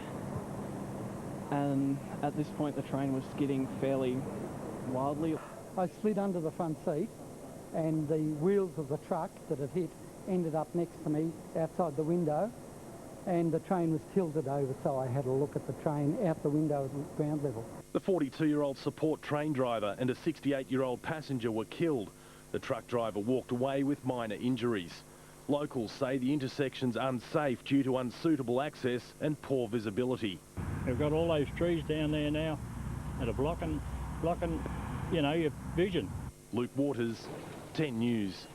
The threat of more rock falls is frustrating efforts to find 2 men trapped in a Tasmanian gold mine. Workers are only able to drill about 30 centimetres an hour to make a new tunnel to reach them. Flowers have been left by Beaconsfield residents who are still hoping for a miracle. Todd Russell and colleague Brant Webb have been trapped for almost 4 days. The body of their workmate Larry Knight was retrieved on Thursday night. An ambulance has been written off and a paramedic injured in a head-on crash while taking a patient to hospital. The ambulance collided with a ute which veered onto the wrong side of the road near Anguston. The paramedic suffered back injuries and is in hospital. The patient, who was originally being treated for a severe nosebleed, sustained some minor cuts. And the patient was fully restrained in the back of the vehicle and therefore could not move around too much, and therefore injury is reduced. Both drivers have now been discharged from hospital. And 3 people are recovering in hospital after a shocking car crash in the city. 2 cars collided at the intersection of King William and Franklin Streets about 7 o'clock this morning. Emergency service crews had to cut free the occupants of this sports car. The driver and passenger of the other car also required some treatment. And a man with a gun has robbed a drive-through bottle shop in Adelaide's north. He threatened a worker at the main North Road business about 11 o'clock last night before driving off with a small amount of cash. The man was wearing a handkerchief over his face. Police have yet to find him or indeed his red Ford Falcon sedan. Well, Adelaide's talented, determined and slightly deluded have put it all on the line today for their chance at musical stardom. More than 400 singers hoping to be the next Australian Idol. The fast track to fame, a very long line. Adelaide's Idol hopefuls queuing for hours, some since yesterday. Got to the doors at 4:30 and been here all night sleeping at the door. Most were pretty pumped. Others whiling away the time with a little R&R, some rock and roll and some soul. If you need me, call me, no matter where you are. performance angst and a little odd behaviour outside the audition room, but beautiful music within. It goes like this, the fourth, the fifth, the minor. There's been a few changes to Idol this year. Auditions have been staged in regional cities and singers up to the weary old age of 30 have been able to compete. Emily Rice, 10 News. More coming up in our halftime bulletin before we return to the football, of course, and includes all of today's sporting highlights and how the wheels fell off at a rally in Tasmania.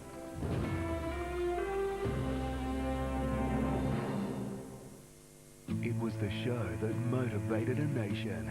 They're the contestants Australia loves. But you won't believe what really went on behind these White House walls. Ruth, spill the beans, baby. At the special time, 8:30 Sunday, their secrets are out. Artie's going to kill me. At the first way in, he put a sock in his pants. You impressed Bob. The final chapter that reveals everything. The secrets of the biggest loser. Special time, 8:30 Sunday. Some brothers are famous for being entertaining. We're famous for great booze prices, like Carlton Cold Stubbies, $29.99 a carton. Buy any 2 bottles of Johnny Walker Red Label, Beefeater Gin, Smirnoff Red Label Vodka or Canadian Club for $52.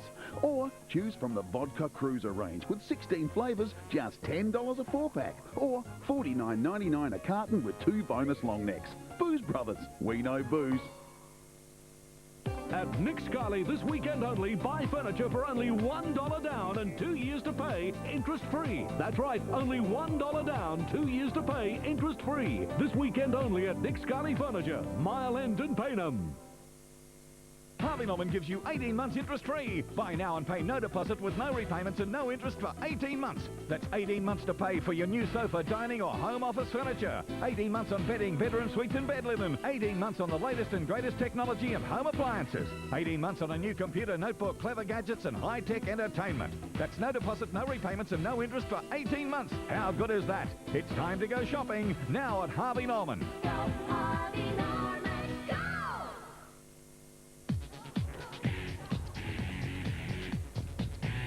Who said it takes a lot of time and effort to whiten your teeth? With new Listerine Whitening Pre-Brush Rinse, you simply swish before you brush. And let the dynamic foaming action do the work. So whatever you're doing before you brush, use Listerine Whitening. Smile. Whitening just got easier. Race in for the Mitsubishi end of financial year clearance.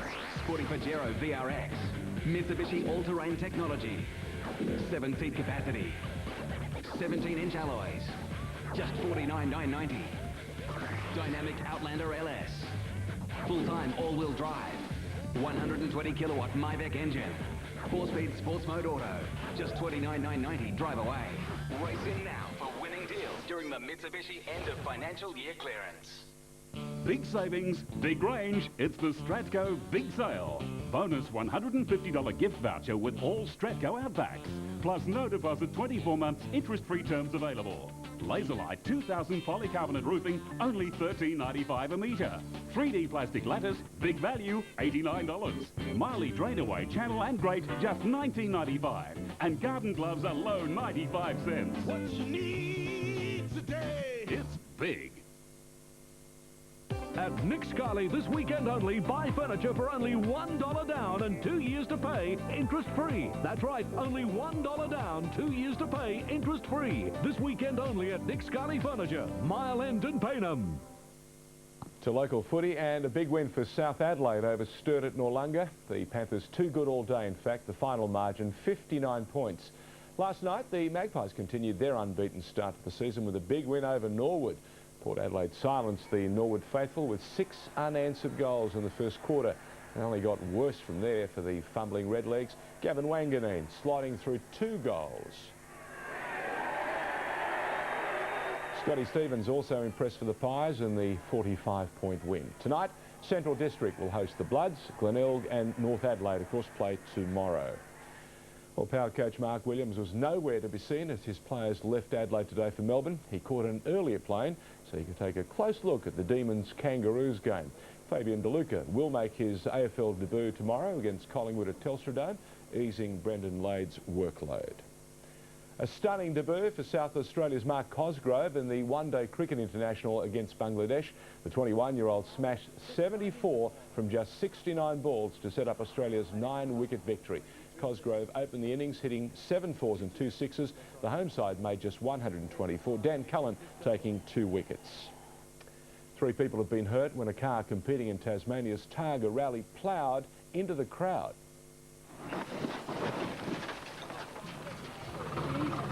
Onlookers quickly rushed to the aid of the injured spectators who are in a serious condition. Today's stage of the 6-day rally immediately downgraded to a touring stage rather than a race because of the mishap. Well, a brief look at the weather, and it's been a cloudy day in Adelaide. After a low of 12.8, we managed a top of 20.1. Few showers are expected in the city tomorrow and a top of 18 degrees.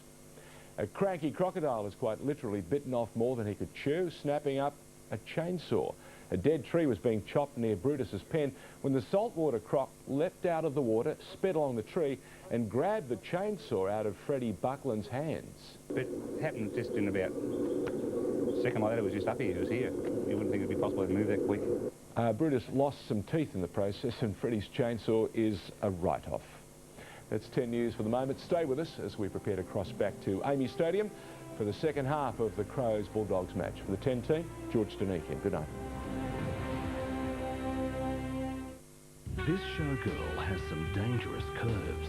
Somebody fired a gun from back here. Back in a big new episode. 9:30 Sunday on 10. It's not just her killer looks. What else has she got that men are dying for? Hey, before you throw yourself on a grenade, you better have a look at this.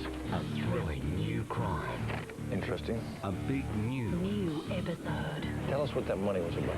A brand new episode of Criminal Intent. 9:30 Sunday on 10. May is temptation time at Truscott's. Try resisting this. A Bosch 6.5 kilo German design front load washer, just $799. That's a mouth-watering $100 off. Tempting, isn't it? Truscott's.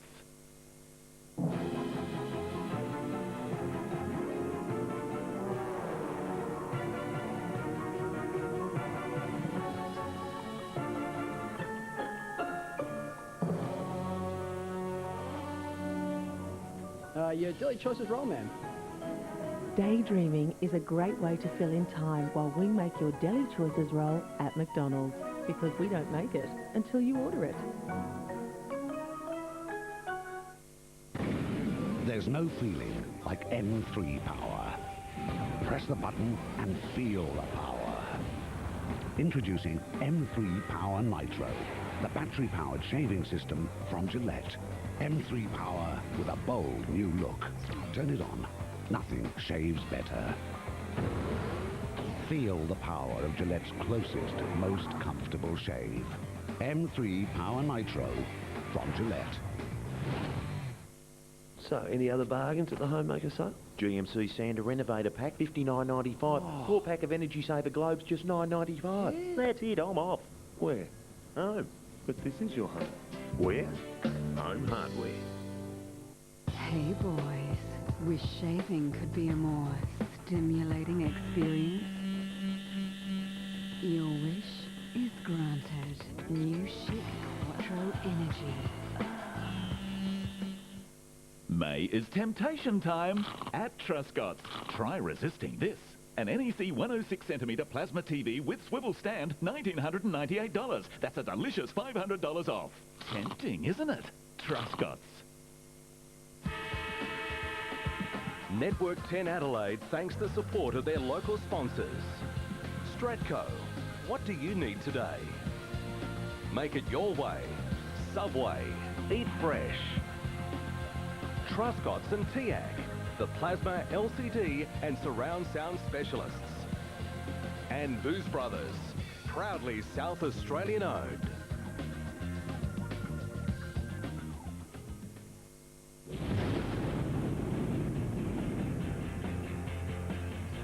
Well, they've been the best third quarter team in the competition this season, the Western Bulldogs, and they're going to need to be this afternoon. They have to start making a move. They trail by 39 points at the major break. Adelaide 8-9-57. The Bulldogs stranded on 2-6-18 as we head boundary side. Here's Richard Osborne. As the light shined brightly here at Amy Stadium, certainly for the Adelaide Crows in that first half, it was interesting to dissect the different body languages coming off the ground at half-time. The Adelaide Crows virtually sprinted off the ground. At the other end of the coin, Matty Rommers misses a goal, and the Dogs looked quite flat. And again, when they ran out for this second half, they looked like a fairly flat football team. I suppose it's indicative of where the scores are at this stage. Certainly the Bulldogs can't afford to have the lead blowout anymore, because it's still a fairly strong breeze left to camera. But as you said, guys, possibly a time for the Western Bulldogs to show a bit of character, but a long way from here to get back. Not too much doubt, Jared, what Brad Johnson was saying then. He was looking every player fiercely in the eyes and saying, this is a time for you blokes and for us to stand up as a team and show that we're not just going to roll over and die here. Well, it would be a real setback for them if that was what occurred. But it's easy to talk about it. As Jono well knows, he's been one of the great doers in his whole career, and he'd be leading from the front, I'm sure. But Swat, I reckon it's interesting, the issue of the Adelaide Crows. They've been to all around the countryside. People say that the coach trains them so hard. If in fact they have some success, the reality is that every other he's out the door again. Every other train, every other club is going to say, well, Neil Craig has got something here, and it's clear to see that he has. I mean, they are running with as much power as any club has ever run in the history of the game, and it's from one end to the other, all players involved. So I reckon we're going into an era where AFL players are going to start running again. Craig's training. Craig's Commandos. That's what it is. 40 years on. Third term at Amy Stadium. Adelaide by 39 points. Can the Bulldogs get something going? They have not given a yelp so far, and they've just been mauled. They've been beaten up. Bode to Goodwin from 52 metres. Goes for it. What a start. That really rubs it in. Subway Dinner Theatre presents Alone at Last. Lisa's working late. Grab some dinner, Lisa? You hungry, Lisa? I got your dinner, Lisa. Oh, Subway. The blonde boy's a loser. And now dinner, Subway restaurants. The Italian trio, hot and fresh from the oven. Meatball marinara and chicken parmigiana on new roasted garlic bread and the Italian BMT. Subway, eat fresh. 15 possessions, 2 goals, Simon Goodwin. In the absence of Prosciutto, Thompson, Perry and the suspended Burton. The Adelaide Crows, experienced players in McLeod, Goodwin, Edwards and Hart are leading the way. Clark got a fist on the ball. Edwards over the top of it, goes again.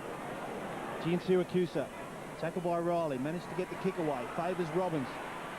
There's McLeod, handball to Egerton for the quick reply, loops a handball over to Haar, needs to finish. McLeod, does he get there in time? Yes! Great pressure, Andrew McLeod. That'll bring the smile to the Adelaide supporters here. The Crows are away at the moment. Bassett, outer side of the ground, finds Matner. But better movement going forward from the Bulldogs. It was quick and it was unrelenting. And at the other end of the ground, they've made the move. Chris Grant has gone to full back, and he's now on Kenny McGregor. Clark and Matner link up. Now Johncock from the back edge of the square. Bassett marks in front of Hargrave. McGregor leads hard.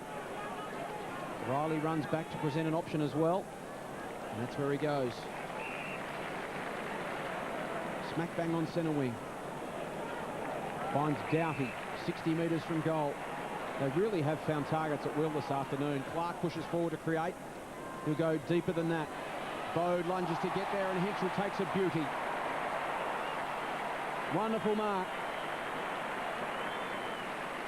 He's kind of missed the party in the sense that he hasn't kicked a goal so far, Trent Henschel, and they've had plenty of ball down there, but he gets his chance 2.5 minutes into the third term.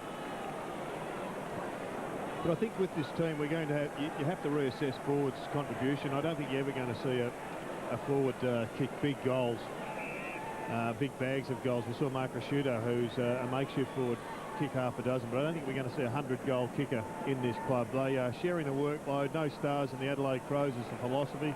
So Trent Henschel will be judged on work rate rather than goal conversion. Works it back. Adelaide got another one. They are rolling at Amy Stadium. Two of your housemates are about to get a rude shock. Their time is up. The catch is, you don't vote. The housemates do. Which two will they kick out? It all starts from 6:30 Sunday. Then, we've saved all the juicy Big Loser's secrets till last. Spill the beans, baby. At the special time, 8:30 Sunday. The final chapter that will reveal everything. 2 big shows, 1 big night. Sunday. 41 points the margin here, early stages of the third term. The Adelaide Crows, 10-9-69, the Bulldogs, 2-6-18. Street, got a fingernail on it. Over the top of the ball there is Massey, gets a pats on top of the head from his teammate and Tyson Edwards. In the last 5 games against the Bulldogs, the Adelaide Crows have won 4 of those by an average of 37 points. Sticking to the average, Street. Towards Dowdy, good shepherd, got it to Shirley, Edwards. A wonderful player, Tyson Edwards, has been, over the top there was Henschel, but couldn't get his hands on the ball, Montgomery. Tally mark, goes to Peter Street, right half back flank. This is where they've fallen down all afternoon, they have nothing. That was their first contested mark of the afternoon, Wayne, that mark to Brett Montgomery. Mind you, the Crows have only had 4 themselves. Oh, dangerous kick. Intended for cross. Ken McGregor from 48 won't make the distance. High ball off the boot, off the side of the boot. Good fist on the ball though, Brian Harris. He'll have a rush behind, but let off the hook there, the Western Bulldogs players. Jared, I know I've harped on it a bit, but how many times do you need to turn the ball over in the forward 50 before the message comes out to the players? Yeah, well, they've done it a few times now, Aussie. It's actually a really good defensive strategy by Neil Craig, because if you block up the middle, eventually they have to be committed to one side, and when they're committed to one side, well, then you can just push the whole group, defensive group, to one side of the ground and not be exposed on the other. Eagleton to Cooney. Hahn could have gone himself. Put Gene Syracuse into trouble. Cooney from the angle. Squares it up. Hahn scrapping against a couple. Make it 3. Johnson in there for support. We'll have a bounce 15 metres out from the Bulldogs' goal. And the pleasing thing for the Adelaide Crows, I know we spoke a little bit about the possible lack of firepower. Having had 9 different goal kickers is a real treat. 52 points the margin. Eagleton boots the ball quickly and Bassett shuts that down. For the best in the competition, the Adelaide Crows at restricting opposition inside 50s, and they've done it again today. The Bulldogs just 20 times inside their forward 50 in 2 quarters and 6 minutes. Strangle sides, they cannot move the football against them. John Cock to McLeod. And then just to rub it in, they tend to move the football with relative ease, going back the other way. Vince was great hands on the gather, more so than the release. Put Mattner into trouble, allowed Robbins to give it to Gene Syracuse. Now Cooney, look out Johnson. Hahn from 55, might go himself. Not with that effort, he won't. McLeod glides across and tidies up again. Hart, the veterans combining beautifully, just in complete control in their own back half. Mattner, Henschel, Robert Murphy down, slowly getting to his feet now. Leaves them one short forward of the football. Harris under pressure. Montgomery slides in. He's wrapped up. Crows still working hard. There's Murphy, very, very sore. Heading towards the interchange. It's the last thing the Bulldogs need on what's already a dirty dog day afternoon for them at the moment.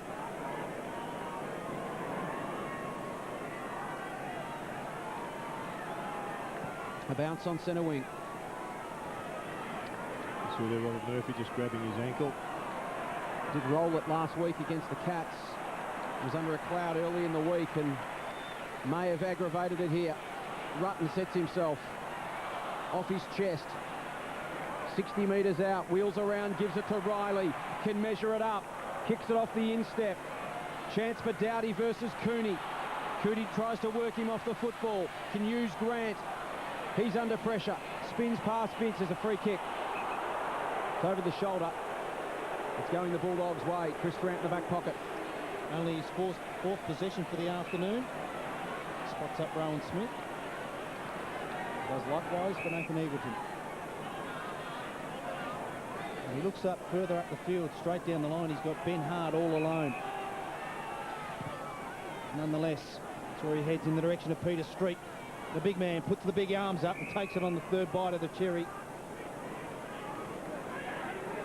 Hargrave deep in the goal square for the Bulldogs, being minded by Bassett. Rowan Smith heads in that direction. High ball, getting back to support. Ben Hart, he'll fly. Crows with the numbers. Pack forms and will have a bounce. 45 metres out, directly in front of the Western Bulldogs goal. As we watch Robert Murphy injure that ankle in that contest. Clark gets it moving forward. Dowdy, he went to the ball. Cooney, he waited.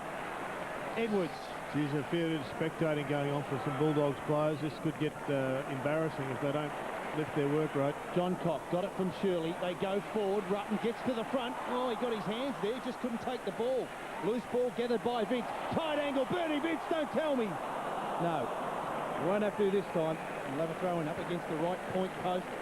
The Adelaide Crows, they lead 70, plays 19.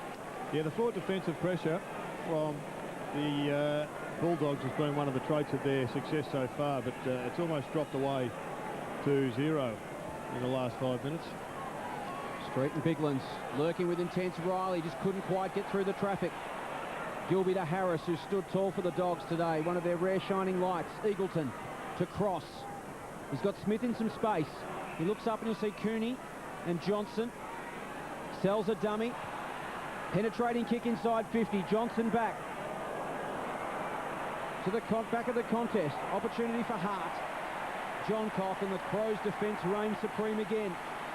McLeod out in front of Henschel. Montgomery giving away 14 centimetres in that battle. Here's Riley in space again. 65 metres out, can go inboard. Puts it at the feet of Biglands. It was a tidy pickup. Harris, a determined tackle, he hung on. Influenced the kick. Riley against Street. Bode, another good tackle from Morris. Bulldogs working hard in that exchange, and Griffin will come away to Eagleton. He can have a bounce after 2 steps. Don't know about that sort of pattern of play. Goes to Farron Ray. Loops over a handball with Eagleton. Good chase by Matner. Inside the centre square. Keeps it low. Van Berlo dropped the mark. Johnson to capitalise. And does. Finally, the Western Bulldogs get their 3rd goal from the afternoon. Peter de Graves opened the Cascade Brewery in 1824 and soon after invented the first beer can.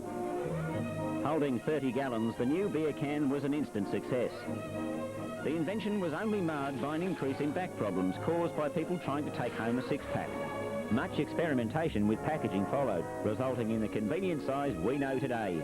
So thank you, Peter de Graves, for knowing how much of a good thing is a good thing. That's the Cascade way. 35 points. 11.5 minutes gone, 3rd term. 10-10 plays 3-7. Brad Johnson, the Bulldogs' 3rd individual goal kicker. Street versus Clark. Street, a nice tap down to Gene Siracusa, and now West. Inside 50. Cooney, one-on-one. Quick ball movement inside to give their forwards a chance. A different game when you win the ball out of the centre. And Adam Cooney thinks about the dish off. I have to kick this best part of 55 metres into a reasonable breeze.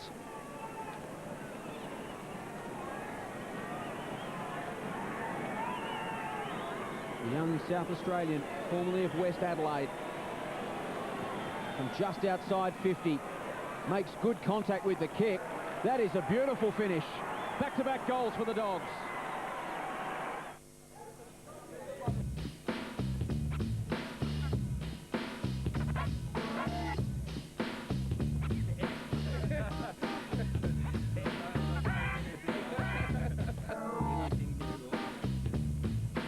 A powerful 172 kilowatt V6, constant all-wheel drive, and available with 7 seats.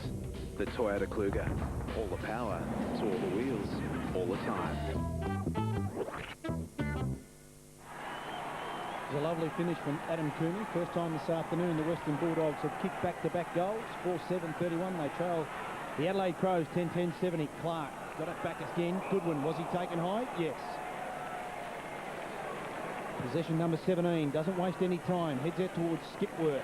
Just continues his great year, Simon Goodwin. Swatter, he's been on fire for most of the year. He's been a terrific player for a long time, Simon Goodwin. High ball, Bigland's the fly. Did that, but didn't take the ball. Goes again, there's a Western Bulldogs player back. Brett Biglands, does he bring it back? Yes, he does, the big man. What a magnificent goal. And there's the quick reply for the Adelaide Crows, and importantly, for the Western... You'd have to go a long way to find anything more delicious than a Red Rooster strip sub. So we went all the way to Thailand. Sweet chili and lime combos, just $6.95. Taste the world at Red Rooster. A number of things can go wrong in life, so it's reassuring to know that a call to one number will set your mind at rest. Don't discover our benefits by accident. Call 133-QBE. Right in the kidneys. So an unfortunate deja vu for Chris Grant. Cop one like that last week from Nathan Ablett, and just about in the same spot again, this time from Rhett Biglands. Well, they've got their problems. Robert Murphy, now Chris Grant. Well, that one you could feel it from the grandstand. That was courageous, because you know that that's what can happen. And he, unfortunately, the mailman delivered. 45 points the margin again in front of 41,057 here at Amy Stadium. Chance for Rutten at the back. Couldn't quite hang on, but again we see it ground level, so quick in his recovery. This occasion Hargrave puts it out in front of Griffin. Now Cross. Boyd. And now Scotty West around the outer side. Goodwin looks to shut him down. West, a standing start off the right boot, finds Griffin. Griffin goes to Skipper in the middle of the ground. He's got Gian Siracusa out on the half-forward flank. Sells the dummy to Doughty and delivers to Gian Siracusa. 60 metres from home. Thought about the short one to Cooney. Now the lead's on from Robbins. And again we see speedier ball movement, creating more space inside the forward 50 for the forwards to work into as Chris Grant receives some treatment on the bench. Yeah, he walked straight past me, Jace, as he came off in an incredible amount of pain. Just get the feeling it looked like his back was going into spasms, because he did cop a significant knee into that back area. Matthew Robbins, skip 1 goal 1 for the afternoon. From 45 metres out, kick on its way. It's just bending right. Misses for a minor score. Ozzy, how strong is that wind down there at the moment? I'd say probably not as strong as it was in the second quarter, but it's still probably a 1 to 2 goal breeze for the Adelaide Crows. Jared? McLeod got a good kick from John Copp. McGregor on the stretch. There's a whistle on play. Advantage paid. Hart towards Rutten. Good spoil Harris. He certainly worked tirelessly hard today and follows it up with a big tackle on Chris Massey. Rewarded with a couple of pats on the back from his teammates. Another throw in, left half forward flank. The Adelaide Crows 11-10 lead the Bulldogs 4-8. 16.5 minutes played in this third term. Edwards just fell into his arms and he's wrapped up with a big tackle. If you just compare the two sides, Swatty, the one thing that's standing out at the moment is that whilst the Bulldogs have got similar running power, I think it's been exposed to some degree today, but the bulk of the players of Adelaide is significantly bigger. Yeah, good call. McGregor got his hands on it. Hargrave with the tackle coming through. Paul Pizer.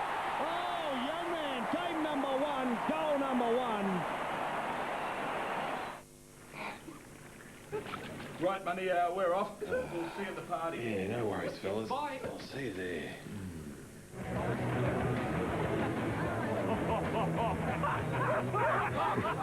Clever, fellas.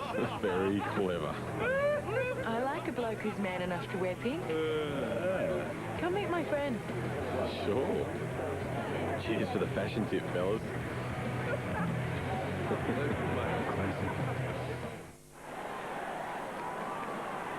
Jason Porplesia joins that elite club of players who have kicked a goal with their second kick in league football. How many in that group? Oh, it's elite. One more now. It's a good story. He was on the rookie list in 2003 at Adelaide, spent the last 2 years back in the local competition before getting his chance in 2006. A day he won't forget. The Crows by 50 points. Johnson on the stretch, Farron Ray. He'd be one you'd look at and say Farron Ray's got to put on 3 or 4 or 5 kilos in the upper body in the next 12 months. Griffin gone. Run down by McGregor.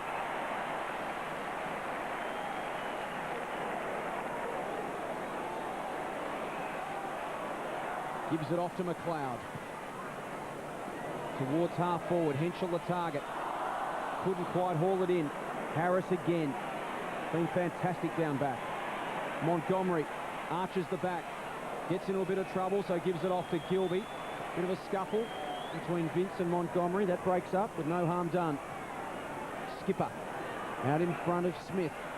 Wants to take Biglands on. Steps inside now. Flips a handball to his good mate Brad Johnson. Short little kick towards Cooney. 65 metres from goal. Missed the body of McMahon by a good couple of metres. McMahon there to tidy it up. Still alive for the Bulldogs. Hard work through the legs of Cross. Boyd. Someone looking to get an open shot at goal. Cooney now works into some space off the right boot and misses. Hard yards in there at the moment. There's Chris Grant getting some physio work to try and loosen up that back.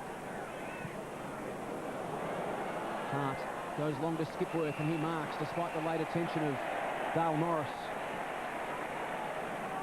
A late replacement this afternoon. Skipworth and Porplesia in for Thompson and Rasciuto. So very much depleted Adelaide side, but you wouldn't know it by looking at the scoreboard. 49 points in front. As we hit time on in the third term. Massey. Hard work again from Henschel to present himself. Montgomery right by his shoulder. They both go to ground. 50-50 ball. Umpire forced to bounce 75 metres out from the Adelaide goal. In this term, they've added 4 goals, 1. The Bulldogs added 2 goals, 3. Miracle workers, those Bulldog medicos. Got them both up and running. Gary Zimmerman, the man in charge of the Bulldogs medical staff. West over the top. Plasia has a goal in this third term. We'll do it all again out of sight of the ground. 49 points the margin. A touch under 21 minutes played of this third term. Full house at Amy Stadium. And they'll certainly be pleased with what they've seen this afternoon. Griffin releases. Can have a bounce. Fires out a handball to Smith. Gives one off to Farron Ray inside the centre square. Now goes long. Johnson's broken. Graham Johncock getting there to support Van Berlo. Outnumbered Johnson. Did well, got a hand on the ball. But couldn't keep it in as Gene Siracusa escorts it over the boundary line for a throw-in. 18 disposals today for Daniel Gene Siracusa. Had a very good season to date. Biglands pinched by Hahn. Flying snap at goal. Scrapes in for a minor score. Simon Goodwin off for a spell. Replaced by Matthew Bode, who's going to get straight into the action. Riley chips it over to John Cock. Bode, the next link in the chain. He's manned up now by Cross. It's going to be interesting to pick up on Rodney Eade's review of this match through the week and after the game today, because there's a lot of blokes had a lot of possessions, but a lot of them meaningless in that first half. These are more important, so direct. Cooney from 20 metres out, dribbles it through. Some good defensive pressure in the forward 50 for the Dogs. Get up, move, get up, move, get up, move, get up, move, get up, move, get up, move, get up, move, get up, move.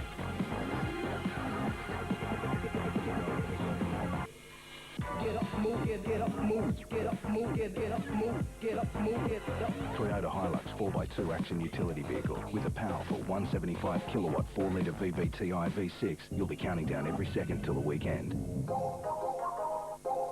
Get up. 2 goals in this third term to Adam Cooney. Still some life left in the old dog just yet, according to Gerard Healy. West got a hand on it. Street coming through. Took a passenger. Ball goes inside forward 50 for the Adelaide Crows. McMahon slapped it out. Crowd wants ball. Play on to the call. Hahn coming through. Good work by Massey. Couple of hard nuts there. Massey follows up with a good tackle. Crows have the numbers. All Knights has got to do is that. Get the handball over to Kenny. Can have a bounce. Close to 50, Kenny, for the early reply. Not on this occasion. Kicked like a backman playing up forward. Out of bounds on the full. And Aussie looks like Robert Murphy ready to get on and be a part of this assault back on the scoreboard. Yeah, coming straight back on the ground. But you think Chris Grant with that back injury, if he's not on soon, he's just going to freeze right up. Gray will have to fly against Biglands. Did enough to get it to ground and then received a handball. Bulldogs just lifted their tempo in the last 5 minutes or so. Game's just opened up a bit and Scott West starting to get plenty of possession. Cross, Eagleton. Chance them to just maybe get a bit of momentum going. They've struggled this afternoon to do exactly that. Ray out in front of G and Syracusa and Robbins has got it just inside 50. Gerard Hilly getting excited from 55 metres out. He attacks the goal face. It's just offline and through for a minor score, but certainly the tempo lifted from the Bulldogs in the last couple of minutes. Frustrated more than excited. You just think that the only way the Dogs can get themselves to within a 15th of a chance, and they're miles off it as we know, is just to move that ball as quick as possible. I'd like to know what a 15th is, actually, Gerard. I don't know what measurement that is. It's not a lot. Not imperial. It's certainly not imperial. In plenty of spaces, Van Berlo. He can run. Dowdy's there for support. Murphy draws the player. Dowdy. He's got Bode inboard. He can go too. And no one going to him. Story of the day for the Doggies. Bode heads out towards the fat side. The Dogs with numbers on this occasion on the stretch. That's a terrific mark. Going back with the flight of the ball was Cross. Releases Gilby. Over to McMahon. It's onto that left boot. Sets a task for Boyd. Bode with the spoil. Did well. Oh, did very well. Handballs over the top now. Henschel gets a Shepherd from Rutten. Almost a Shepherd. They've got numbers. Vince goes back. They're playing around with it now, the Adelaide Crows. Rutten got away from the would-be doggy tackler. Short ball, spots up a loose man, 1 of 3, and on that occasion it's Riley. He's one of the best shots, kicks in the game as far as hitting up targets. You'd like to be a forward on with him with the ball in his hands. Not a lot of options. He's run down by Boyd. Montgomery snuck across in front of Henschel. But very little to go to, hence he doesn't release the football. Gilby, short to West. He'll look up and see a wall of Crows. He decides he's going to run into it. Good, he's got to start working harder. He's just on the wing. He's got to make himself a target. Johnson, Eagleton, some quick hands required. Jean Syracusa, and there's the turnover. Adelaide with numbers back. Just great pressure by Adelaide Crows. To shut down their space. Mattner on the counter punch from inside the centre square. Goes long. McGregor bounces. Goal!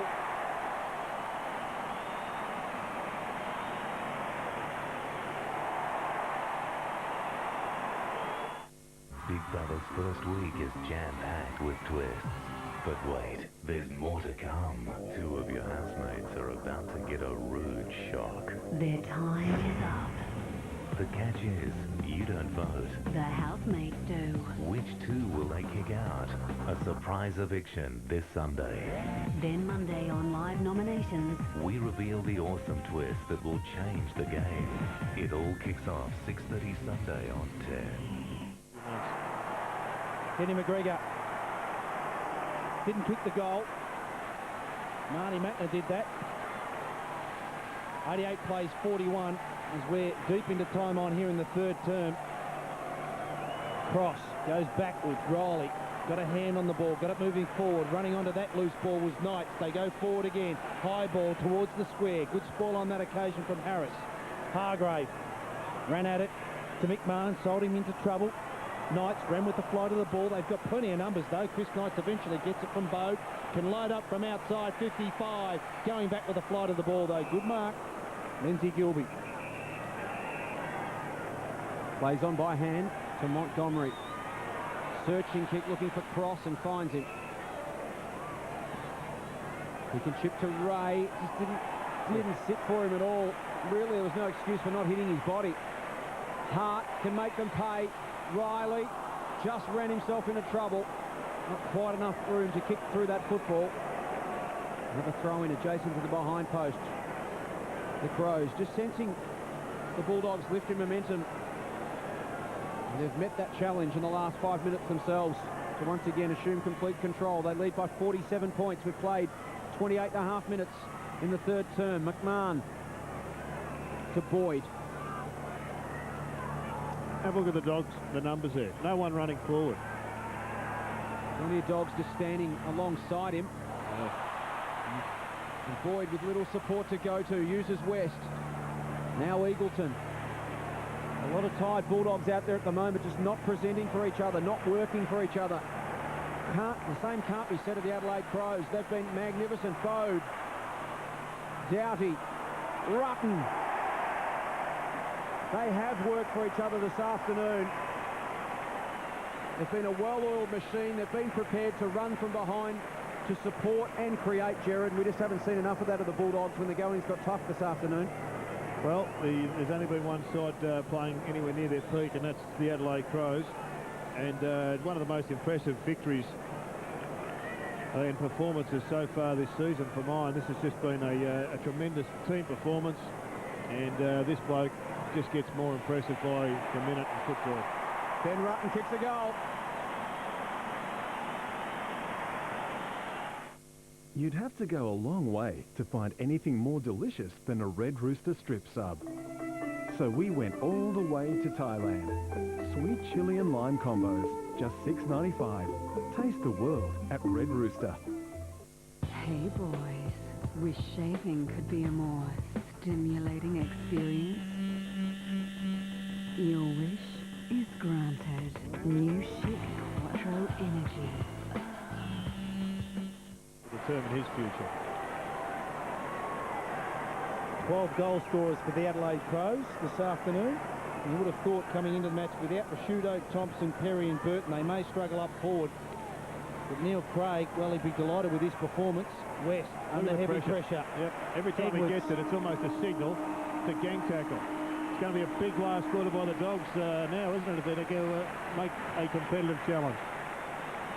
Another dominant quarter from the Adelaide Crows. They saw off a mini revival there from the Western Bulldogs, who just upped their work rate momentarily, and the Crows have just slammed the door back on their fingers. Adelaide in that term adding 6 goals 1 to the Bulldogs, 3 goals 5 to transform a 39-point half-time lead into a 53-point lead at the final change. Adelaide 14-10-94, the Bulldogs 5-11-41. Three-quarter time at Amy Stadium on Saturday afternoon football.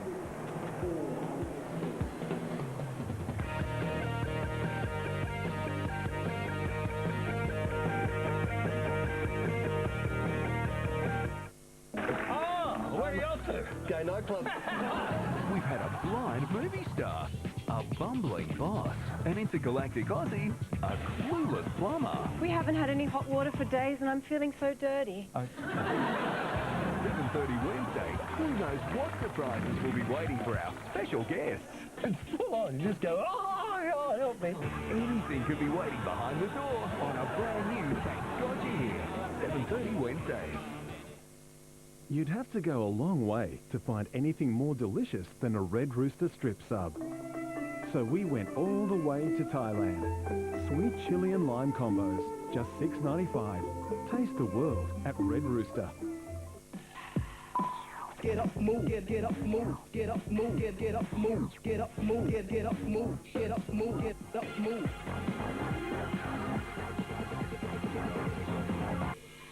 Get up, move, get up, move, get up, move, get up, move, get up, move, get up. Toyota Hilux 4x2 action utility vehicle with a powerful 175 kilowatt 4-litre VVTi V6. You'll be counting down every second till the weekend.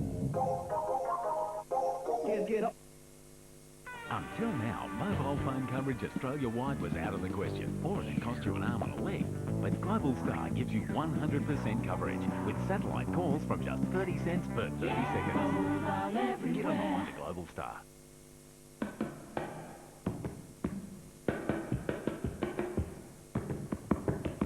Wattle Estepol, the smoothest, toughest fish.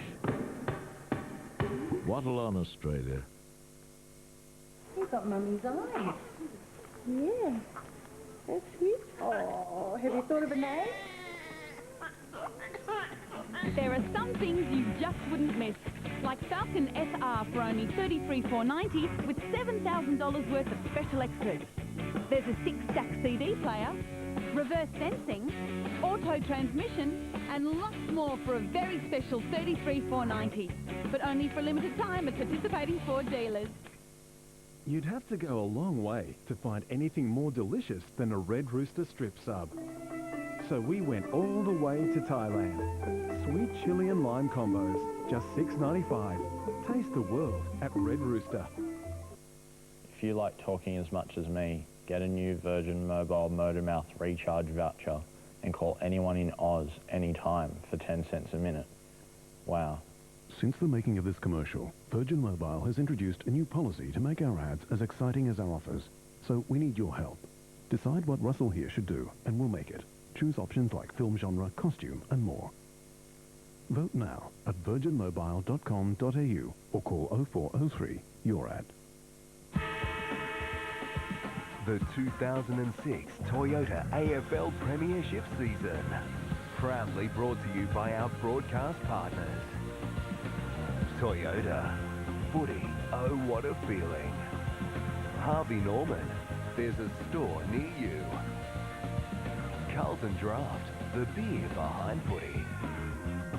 And Pedigree. We're for dogs.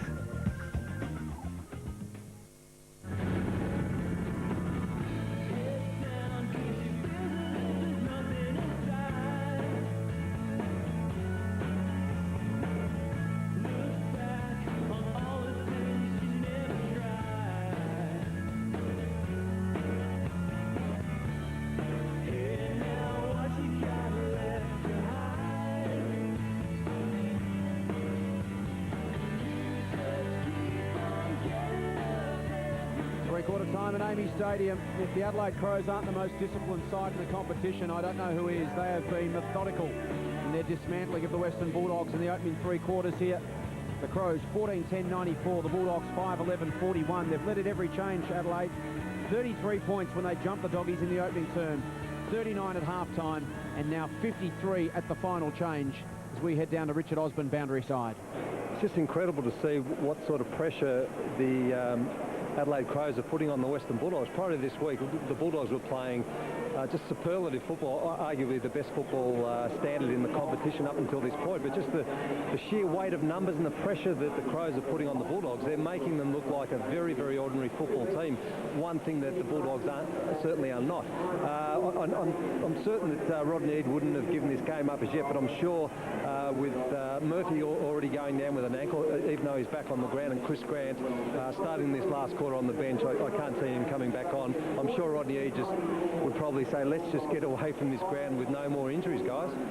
Thanks, Ozzy. Did we learn anything about the Bulldogs in the third term, Jared? We said at half-time we were going to get an insight into their character and their ability. Did we see anything in that previous 30 minutes? Oh, look, I'm not sure about visions into people's character. They've come over here and had a bad day. It's as simple as that. They fought back. We know that they're a good fighting side, as most are in the competition. I think the thing that we found out is that the Bulldogs are slowed up in their delivery of the footy. They're an ordinary side because they've got no big, long targets. They've just got to move the ball quick. The other thing will be they won't be the first or last side that'll come over here and get belted by the Adelaide Crows. This is true. As we start the final term, they trail by 53 points, the Bulldogs. Goodwin to Edwards. Those two pick up where they left off in this third term. The other thing we did learn is you can run goals into the wind, so if the Bulldogs don't have a fair dinkum crack here, the Crows will increase their lead. Cooney, awkward bounce. Henschel enforces the turnover. Shirley on the overlap, through to Doughty. Now Riley in open space for Paul Plesia. Chance to go back and kick his second. I reckon Rodney Eade would have said, Swatter, let's just win this quarter. And there's no guarantee that will happen because they are an incredibly good running side, the Crows, so kicking into the wind is really nowhere near the impediment it was when the long kick was the way the football was played. They're playing like a tight unit at the moment, the Crows. They came from everywhere then to congratulate those in the links that created that goal for Paul Pleaser, his second. Harvey Norman gives you 18 months interest-free. Buy now and pay no deposit with no repayments and no interest for 18 months. That's 18 months to pay for your new sofa, dining or home office furniture. 18 months on bedding, bedroom suites and bed linen. 18 months on the latest and greatest technology and home appliances. 18 months on a new computer, notebook, clever gadgets and high-tech entertainment. That's no deposit, no repayments and no interest for 18 months. How good is that? It's time to go shopping now at Harvey Norman.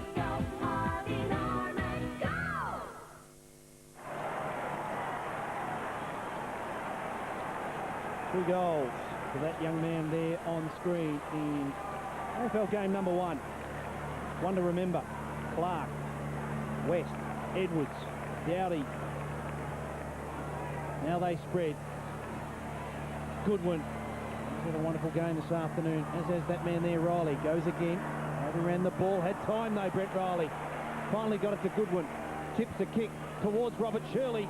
He'll take the mark running with the flight of the ball, but what you'll see there is young Paul Plyser just getting in front of his opponent and making sure that there was protection there for Robert Shirley. Well done.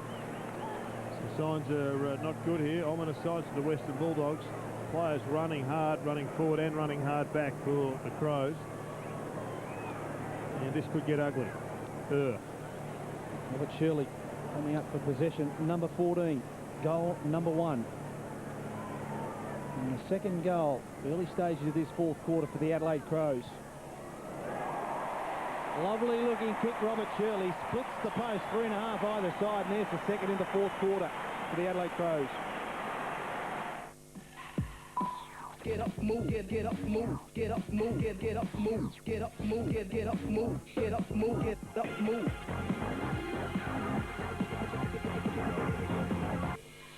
Get up, move, get up, move, get up, move, get up, move, get up, move, get up. Toyota Hilux 4x2 action utility vehicle with a powerful 175 kilowatt 4-litre VVTi V6. You'll be counting down every second till the weekend.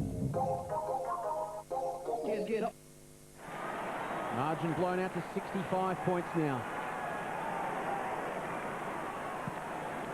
Street against Clark. Street with the tap, but Goodwin again has been in everything. Doughty. Then Burlow. Now Edwards. Playing with supreme confidence, and they are running in waves. Shirley to Goodwin. Inside 50 to McGregor. Geez, that's a good mark. The floodgates are starting to creak, because the Crows have not got a diminished appetite at all. If anything, they're getting hungrier by the minute. Ryan Harris is almost the Bulldogs' best player, but this time he was beaten just by sheer brilliance of that mark and the kick. If he had attempted to take that on the chest, as we see so often, Harris would have been in his element, and the spoil would have been affected. But Kenny McGregor stuck the mitts out and took it cleanly. This to become Adelaide's 14th goal kicker. It's going to be easier at the end of the game to run through the blokes who didn't kick one.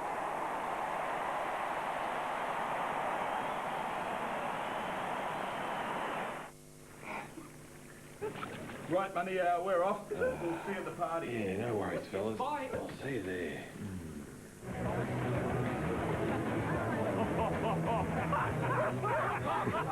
Clever, fellas. Very clever. I like a bloke who's man enough to wear pink. Come meet my friend. Sure. Cheers for the fashion tip, fellas.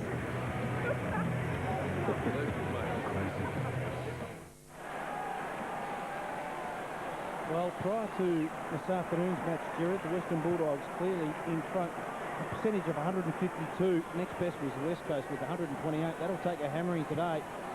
The Adelaide Crows, they're not done with yet. Bouncing ball. Owen Smith can't trap it. We'll have a throw in between half-forward flank and a forward pocket for the Western Bulldogs. It's been a dark day for the doggies. 5-11-41. They trailed the Adelaide Crows 7-10, 112. 5.5 minutes into this fourth quarter.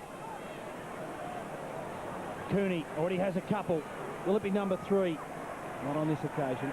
Probably the greatest irony of the whole day is that this match was built up as a game between the most attacking side in the competition and the best offensive side. Well, the best defenders have got 17 goals on the board, and the best attackers have got 5. Hart goes towards Rutten. Good effort there from Morris to win that contest. Got it to Hahn. Launches it inside 50. Bassett will fly from the back. Murphy up in front. At ground level, John Cock swoops on the crumbs. Links up with Bassett and/or McLeod. He looks up the ground, nothing immediately to go to, so he holds it. Now gives it to Goodwin. He can assess the options. The lead comes from Vince. It was a good, long, hard lead. It was a beautiful kick. Vince now back to Goodwin, who just keeps working. To Rutten on the bounce. Turns around as Morris goes to ground. Attacks Paul Pleasure at the goal square. Under pressure from McMahon. Releases the football to McGregor. Now Riley. Snap from Riley. Bends it back and kicks a beauty. He's had a day out. I'd say it's definitely worth coming down and checking out Bunnings. The range here is absolutely amazing. We'll suit any home DIY, a weekend warrior to a tradie. 20-piece screwdriver set only $29.98. Multifold ladder $149. Outdoor bistro blind $88. Storage container just $12.98. If you happen to find a cheaper price on a stocked item, we'll beat it by 10%. I think you're mad if you don't come in and check us out. Bunnings Warehouse! Lowest prices are just the beginning. He's had a great afternoon. The Adelaide Crows, they can be very pleased with the fact that they were without some important players, and most notably their skipper. They've certainly taken up the slack this afternoon here at Amy Stadium. Griffin heads out to the outer side of the ground. Too much carry on the ball for Robbins. They're escorting it over is Ben Hart.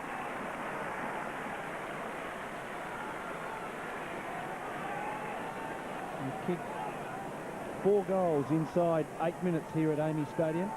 Griffin comes off to be replaced by Eagleton. So on that pace, it could be a 12-goal quarter. Free kick to the Adelaide Crows. Clark, the recipient. Wants to give it off. Loud loitering. Matthew kicks. Took it one, Massey.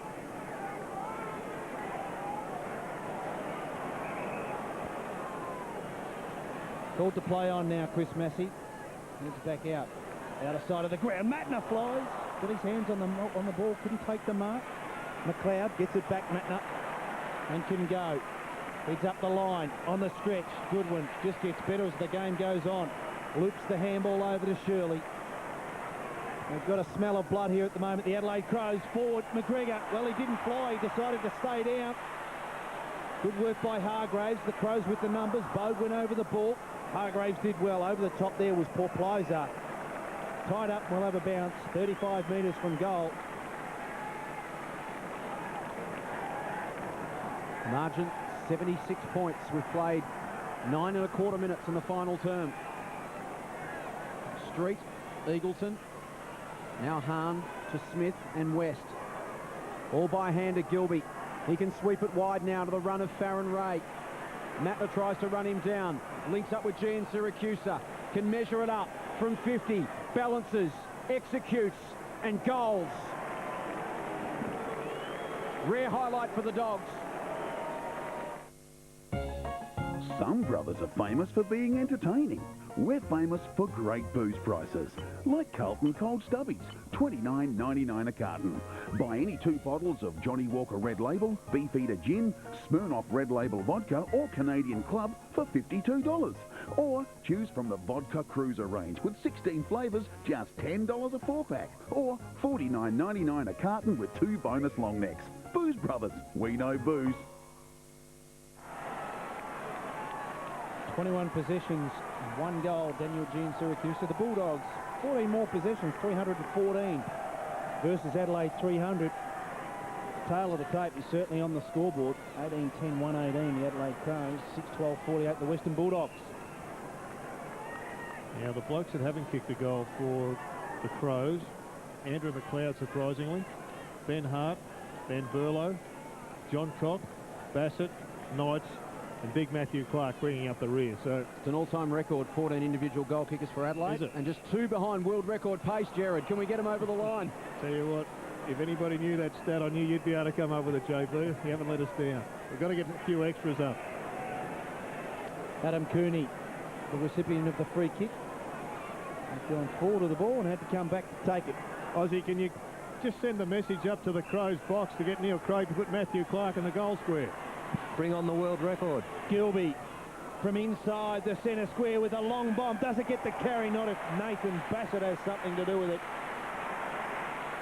They love the hound dog here at Amy Stadium. Ball comes in quickly. Clark gives it off to the running machine in McLeod. Heads up towards Rutten. He's enjoyed his stint up forward. It's fair to say that if the skipper Rashudo comes back next week, he'll be back in a goal square defending goals this occasion, Jared. Yes, it's going to be, that'll be a question mark, I think, for them each and every week now. Where do we play Ben Rutten best? There's big forwards, well, he'll go back. If not, he may end up in the goal mouth. Good to have some flexibility with your key positions as well. Ken McGregor in a similar position, capable of playing forward or back. Very useful when it comes to specific matchups against particular opposition attacks and defences for that matter. They've got all the answers at the moment, the Crows. Ian Perry, of course, is a major loss. Not so much because they haven't been able to replace him in their structure. They have, and that's been clear today, but all of a sudden they're one player down for a bulk of the season, and another injury, they start to get a bit skinny. Clark slaps it forward. Vince. There was Van Berlo. We're eyeing off goal kicker number 15 momentarily. He's got it again. Wrapped up, going nowhere in that mess of bodies. Ball squirts out. Morris, Eagleton, Montgomery. Now to Street. Eagleton runs on to receive. He's going out towards his right side, though. We want to get back on his left. Awkward kick, but effective, and it finds Murphy right on 50. He's got Gilby, who can go the journey, but only if you get the football. Pretty tough to kick it if you don't have it.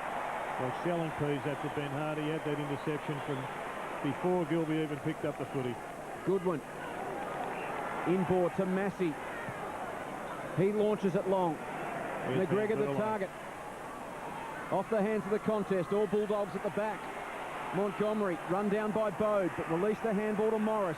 He's taken out by Rutten. Ball kept alive for the Dogs. Here's Hahn. Eagleton again forward to the football in some space. He could just about go the whole journey here. Van Berlo will get across. He gives it off to Smith. Robbins versus McLeod. McLeod comfortably in charge of the situation.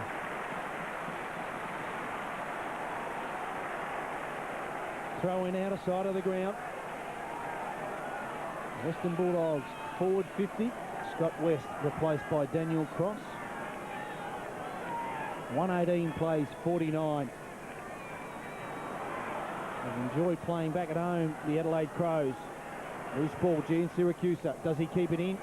It's a good effort. Bassett there to spoil. Crows with the numbers, one of which is Hart. Shells another Peter, John Cock. They're playing around with it at the moment, and Bassett can go. Links up with McLeod. They've been full of run all day. And whilst it is the fourth quarter, kick, it's a good kick, but you'd expect nothing less from Andrew McLeod. They continue to run, Jared, and they run as hard as what they were in the first quarter. Yep. So the era of running hard during the week is returning. Yes, thank God we're retired. Brian Harris got up high, couldn't take the mark. Skipworth paddles the ball to himself. The line wins the race and we'll have a throw-in, but we've probably been given a great insight this afternoon. If you want to beat the Adelaide Crows, you've got to be prepared to run. You've got to bring your runners. I think for a long time physiotherapists have dominated football. Recovery has been the buzzword. Well, maybe the physiologists are about to take over, and this has been a fair indicator that they're on the right track. The sandbags and the sand dunes are back. The obstacle courses. Craig's Commandos in charge here at Amy Stadium. I'm breaking out in a sweat as you speak. Hahn sees it over the line. Cotton wool sales will go down for a while, Jared. Yes, the physiotherapists, they're up for a challenge. Recovery might be a dirty word. Bring your runners, boys. Can we go full circle and esky and beers after the game? You think we'll get that far? I think that's probably pushing it a bit. Boyd in front of John Cock and Johnson. You may get a few recently retired players thinking about a comeback, JB, if the beer recovery comes back in. And the Crows have earned a few cold ones tonight. Gene Siracusa scripted the football before he can dispose of it. Scott McLaren calls for another bounce. In fairness to the Doggies, though, Jared, were they due for a letdown? Not as big as today, but they've been up for 4 weeks, 4 good games. Yep, there's no doubt about that. They've had a bad day, and, you know, the mind that makes the legs go. But that apart, this has just been such an impressive victory by the Crows. It's just hard to put that out of your mind. It's been as much of a beatdown as it has been a letdown. They really have just methodically dismantled them. Knights. Shirley. Steps inside Boyd. Gives it to Biglands. High ball towards the goal square. McGregor, the best chance. Couldn't quite hang on. Eagleton. Up to a career high 33 possessions. Gilby. He's at a career high 30 possessions. Just goes to show you how much possessions are worth at the moment. McMahon. Johnson on centre wing. It's not how many, it's what you do with them in modern football that counts. Knights. Yeah, that said, though, I think Nathan Eagleton has been one of the Dogs' best players. McLeod, defensive 50. It's so much space to work in today. And McLeod plus space equals trouble. Bangs on the boot towards half forward. Free kick to Rutten. Advantage will be pulled back. Geez, if you have a quick look at Bernie Vince, there's a lot of Scotty Welsh about him. Yeah, he looks a bit like him, doesn't he? He's a quick mover and a long runner by the looks as well, though.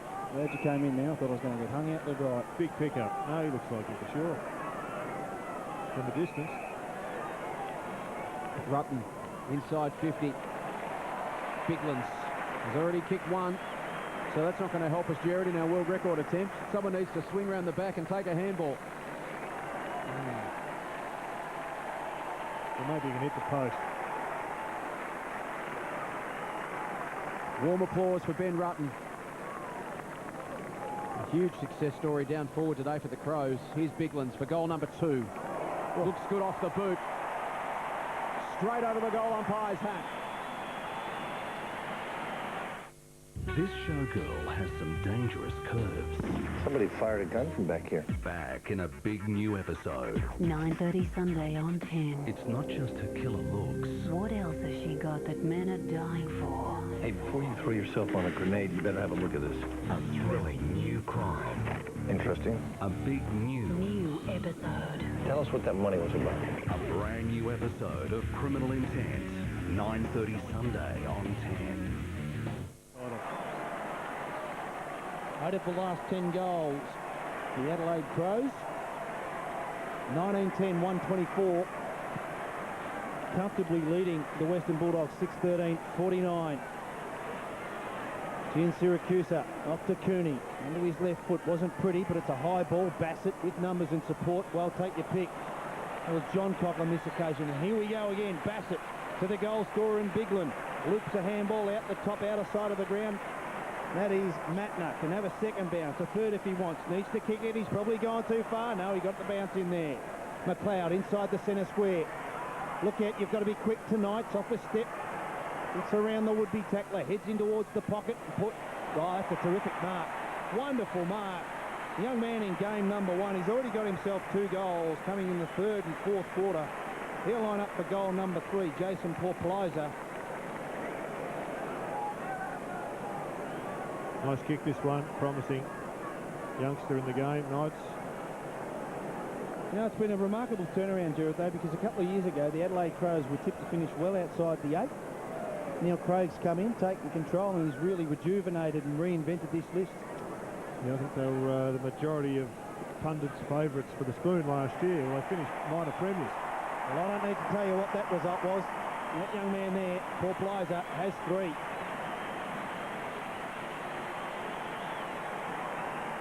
Nice circumstances in which to debut, Jared. Oh, what a beauty. Won't get much better than that. A 14-goal hammering of the Western Bulldogs. And you get on the end of 3 goals yourself. It's an impressive debut. And one, as you said earlier, he's had to work so hard for. So he should sit back and enjoy it for about 5 minutes tonight and then get on with the job of earning his spot next week. They've been smashed out of the middle of the Western Bulldogs. Centre clearance is 17-9 in favour of Adelaide. It's where it's all started today. The writing was on the wall pretty early on that front. Street wins another tap. Skipworth tries to crash through. Here's Biglands. Bode. Deep inside 50 again. For Plyser. Vince. Couldn't quite. And Gilby runs it through.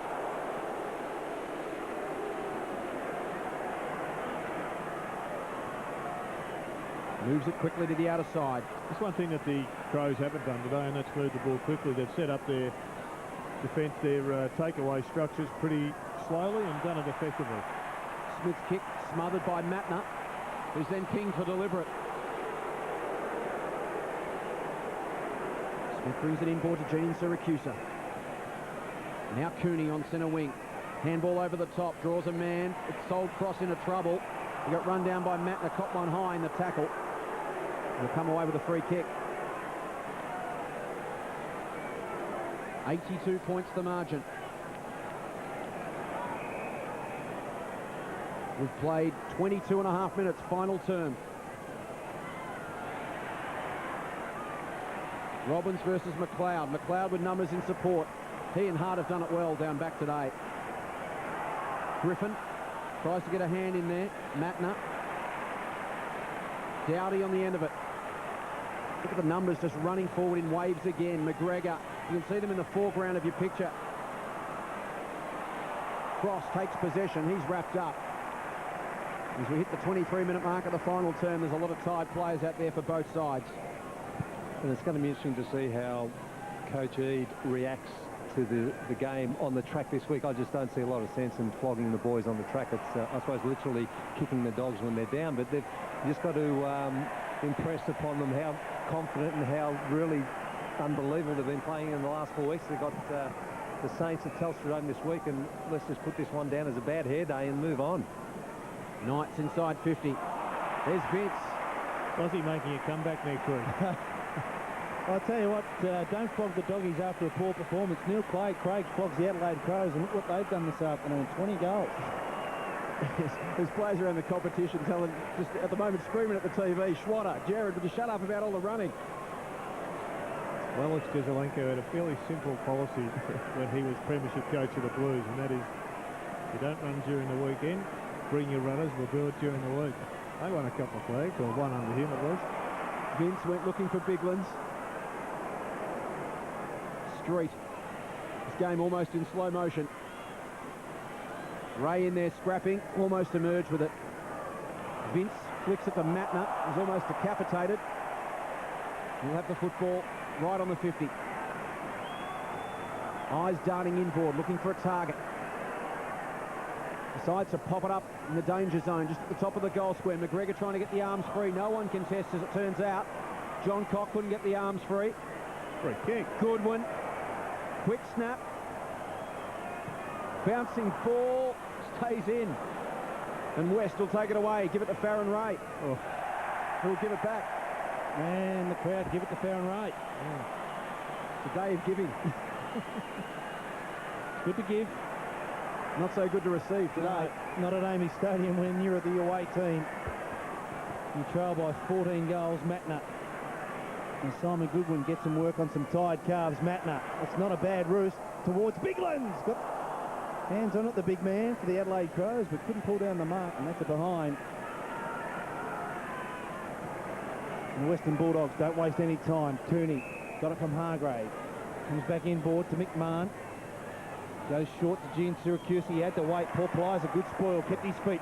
He's got teammates further down the line. Does it stay in? Yes, it does. Dowdy. Tight on the boundary line. Handballs back inboard. Only as far as cross. Gene Syracuse around the corner to Eagleton. Leading possession winner on the ground with number 34, Cooney. Over the top to cross. He's got support there. One is Ray. Links up with Rowan Smith. The veteran inside the square. Ran himself into some trouble. Squares the ball up. Will it make Hahn? No, but he did well on the half volley, Mitch Hahn. Follows up. Good kick. Finds Farron Ray. 30 metres from goal. Slight angle. Consolation goal late in this fourth quarter.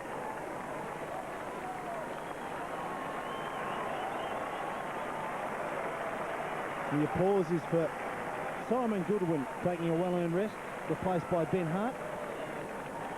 Terrific pick-up by Mitch Hart. Baron Ray kicked 1 goal, 1 for the afternoon, all coming in that second term for his second, and kicks it.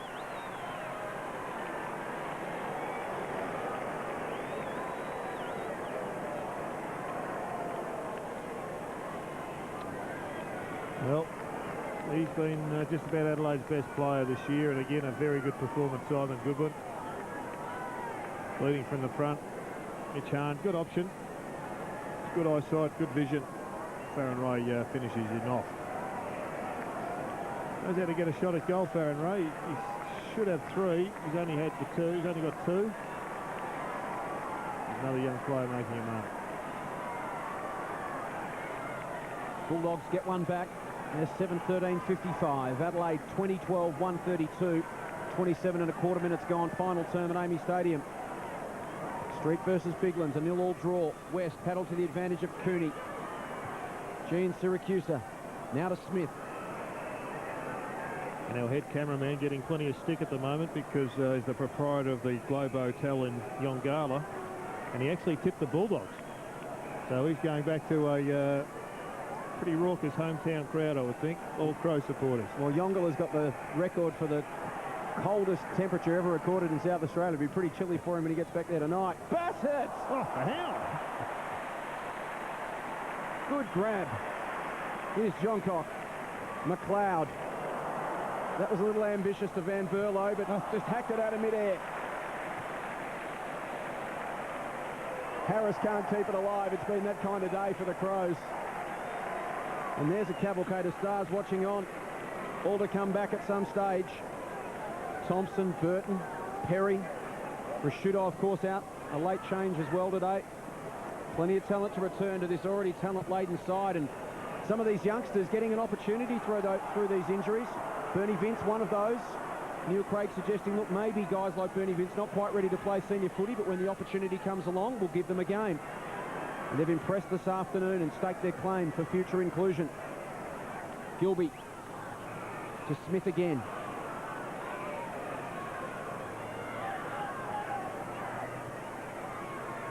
That's a G in Syracusa. Robbins leads to the pocket. Has to go over the top of Hart and can't do so. It's a tall order. The Bulldogs are, in fact, trying to avoid one of their own unwarranted records. If they get one more goal, they will avoid setting a new record for the greatest losing margin against the club, Adelaide, which was set at 74 points last year. Round 16 of last season. After that, the Dogs, or since then, the Dogs have won 9 of their last 10. Mark Rashudo watching on. Adelaide fans awaiting news of his hamstring injury and the severity thereof. The balls with Daniel Cross. Well, it's been a good call to give him a week's rest if he's got tight hamstrings. Hahn on the stretch, couldn't take the mark. Eagleton still working tirelessly, couldn't beat the John Cock tackle. Goes again, Graham. And there's the siren. Full time here at Amy Stadium. Adelaide Crows and Andrew McLeod fittingly ends up with the ball. 20 goals, 12, 132. Comprehensive winners. Beating the Bulldogs 7-13. They led from the front and they led all day. Never gave the Bulldogs a genuine look at this game. They led by 33 points at the first change, 39 at half-time, 53 at three-quarter time, and then added 6 goals 2 to 2 goals 2 in the final term to run out impressive victors, 20-12, 132 to the Bulldogs, 7-13, 55.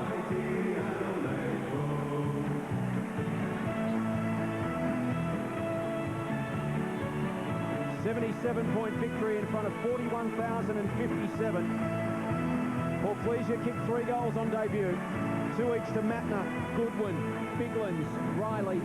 Singles to Edwards, Bode, Doughty, Shirley, Skipworth, McGregor, Rutten, Vince and Henschel. 14 individual goal kickers, an all-time club record for the Western Bulldogs. Baron Ray booted 2, as did Cooney. Singles to Johnson, G and Syracusa and Robbins. And Jared Hill, it wasn't just the magnitude of the victory that was impressive, it was the way they went about it, led from the front by Simon Goodwin, and here he is with Richard Osman. Well, Well, Simon, the greatest winning margin against the Western Bulldogs. You've obviously been involved in a lot of great wins for the Adelaide Crows. How did you rate today's game? Oh, look, that's our best win for the year by far. You know, we've lost a few soldiers at the start of the week, but, you know, we're really confident with our depth, and the kids today really stood up for us. And yourself, you came off late, just a little bit of cramp? Yeah, just a little bit of cramp. Been a big couple of weeks, and yeah, looking forward to next week now. Pretty handy to slot in 14 individual goal kickers. A few guys went out this week. A lot of firepower was missing for the Crows, but boy, they blew away the Dogs, and what was most impressive was you beat them at their own game, you just run them ragged. Yeah, we did. We wanted to attack them and play our own style of play, and you know, we had 14 goal scorers, which is, you know, we needed everyone to contribute today to fill the void. And young Paul Fleeser, I saw him in the NAB Cup. He's built like an absolute tank. It's a terrific story. 3 goals in his first game. He'd be absolutely stoked. Oh, absolutely. You know, he's a terrific player, and if he didn't get into, he probably would have played round 1, so see a lot more of Jason throughout the year. Thanks, Simon. Great stuff, mate. Thanks, Oz. Simon Goodwin continues his stellar start to season 2006. He's had 33 possessions, 36, 34, 23 and 29 today. Good numbers in any dream team competition. Jared, you'd be happy to have picked him up at the start of the season because he is in stellar form. Yes, if you didn't have him in your dream team, you've got to have a good hard look, because he's been a terrific player for many, many years. Premiership player with a club under Malcolm Blight, of course, and now one of the leaders as they head towards another challenge for another flag. And having seen the Adelaide Crows against the West Coast, where they played pretty poorly for most of the day and then challenged in the last quarter, you would think that they've come a long way since then in just a couple of weeks. So everything is working pretty well for the Crows at the moment. They've had some injuries. They've been able to cover them. They've got their own style of play with Neil Craig, and it's a style that is proving very difficult to combat. So there's some big things happening for the Crows, and who knows where they're going to finish at the end of the year. But things are looking outstanding at the moment. And as I mentioned, it's not just the magnitude of the win, a record win against the Doggies of 77 points, but it was the way they went about it. It was just so methodical. And they were just, it was a complete performance, Schwatter, wasn't it? They were just rounded in every aspect of the game today. Well, it was really impressive given the fact of the players that they had out. And if you talk to a lot of people coming into the ground, the Adelaide supporters, they were of the opinion that they would get beaten. It was really a litmus test for both sides, more so probably for the Western Bulldogs, but in the absence of Risciuto, Brett Burton, Ian Perry, it was just such an impressive performance. And players like Van Berlo, Paul Plyzer, Bernie Vince, they get the opportunity and they do everything that they're asked. Well, they've got a lot of good young kids as well. Knights, as we know, is a real talent. Haven't seen him absolutely dominate a game yet, but he's on the way. He had 14 touches today, and Rutten's only a kid.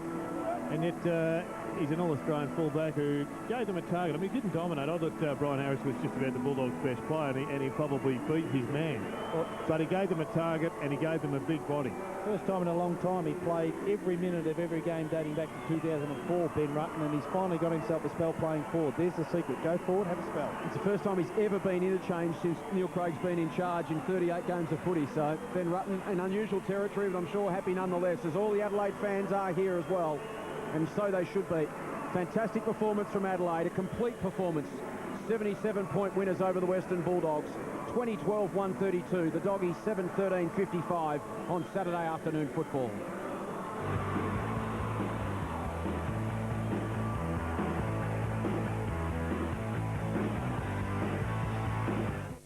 Big Brother's first week is jam-packed with twists.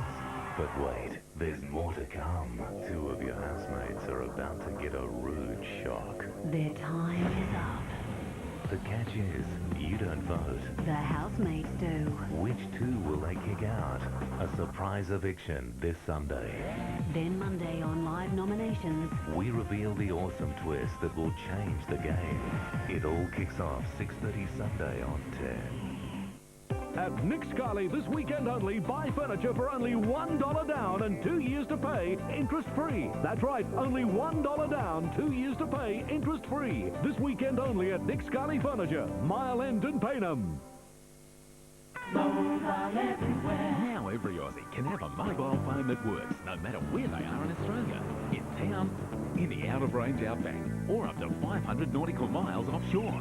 With Global Star's Mobile Everywhere, you get two phones in one, CDMA and satellite, with satellite calls from just 30 cents per 30 seconds. That's right, just 30 cents per 30 seconds. So get on the line to Global Star. Yeah, mobile everywhere. Get mobile everywhere.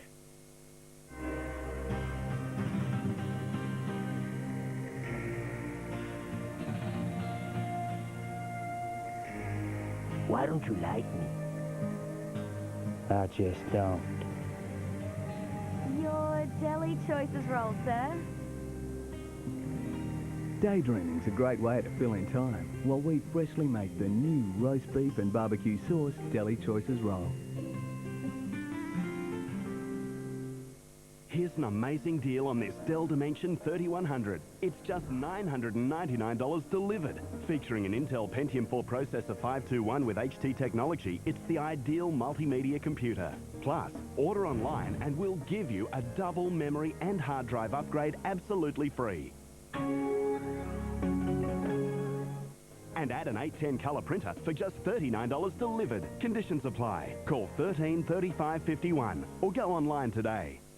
Here's an amazing deal on this Dell Dimension 3100. It's just $999 delivered. Featuring an Intel Pentium 4 processor 521 with HT technology, it's the ideal multimedia computer. Plus, order online and we'll give you a double memory and hard drive upgrade absolutely free. And add an 810 colour printer for just $39 delivered. Conditions apply. Call 13 35 51 or go online today. Ordinary toothbrushes can't stand up to it. New Oral-B Triumph. Triumph is the first brush with an onboard computer to help you brush better and a floss action brush head to power clean deep between teeth. That means dramatically cleaner teeth and healthier gums. Get a smile you can feel triumphant about. New Triumph from Oral-B, the power toothbrush more dentists use. At Nick Scali this weekend only, buy furniture for only $1 down and 2 years to pay interest-free. That's right, only $1 down, 2 years to pay interest-free. This weekend only at Nick Scali Furniture, Mile End and Paynham.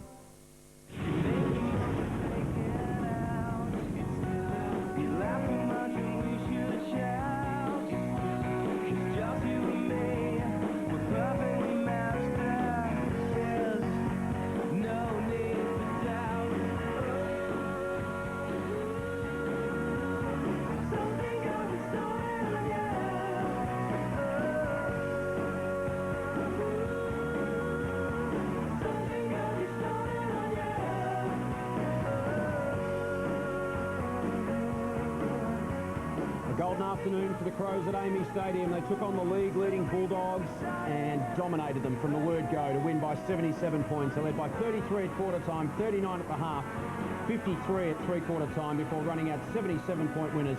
20 goals, 12, 132 to the Bulldogs, 7-13, 55.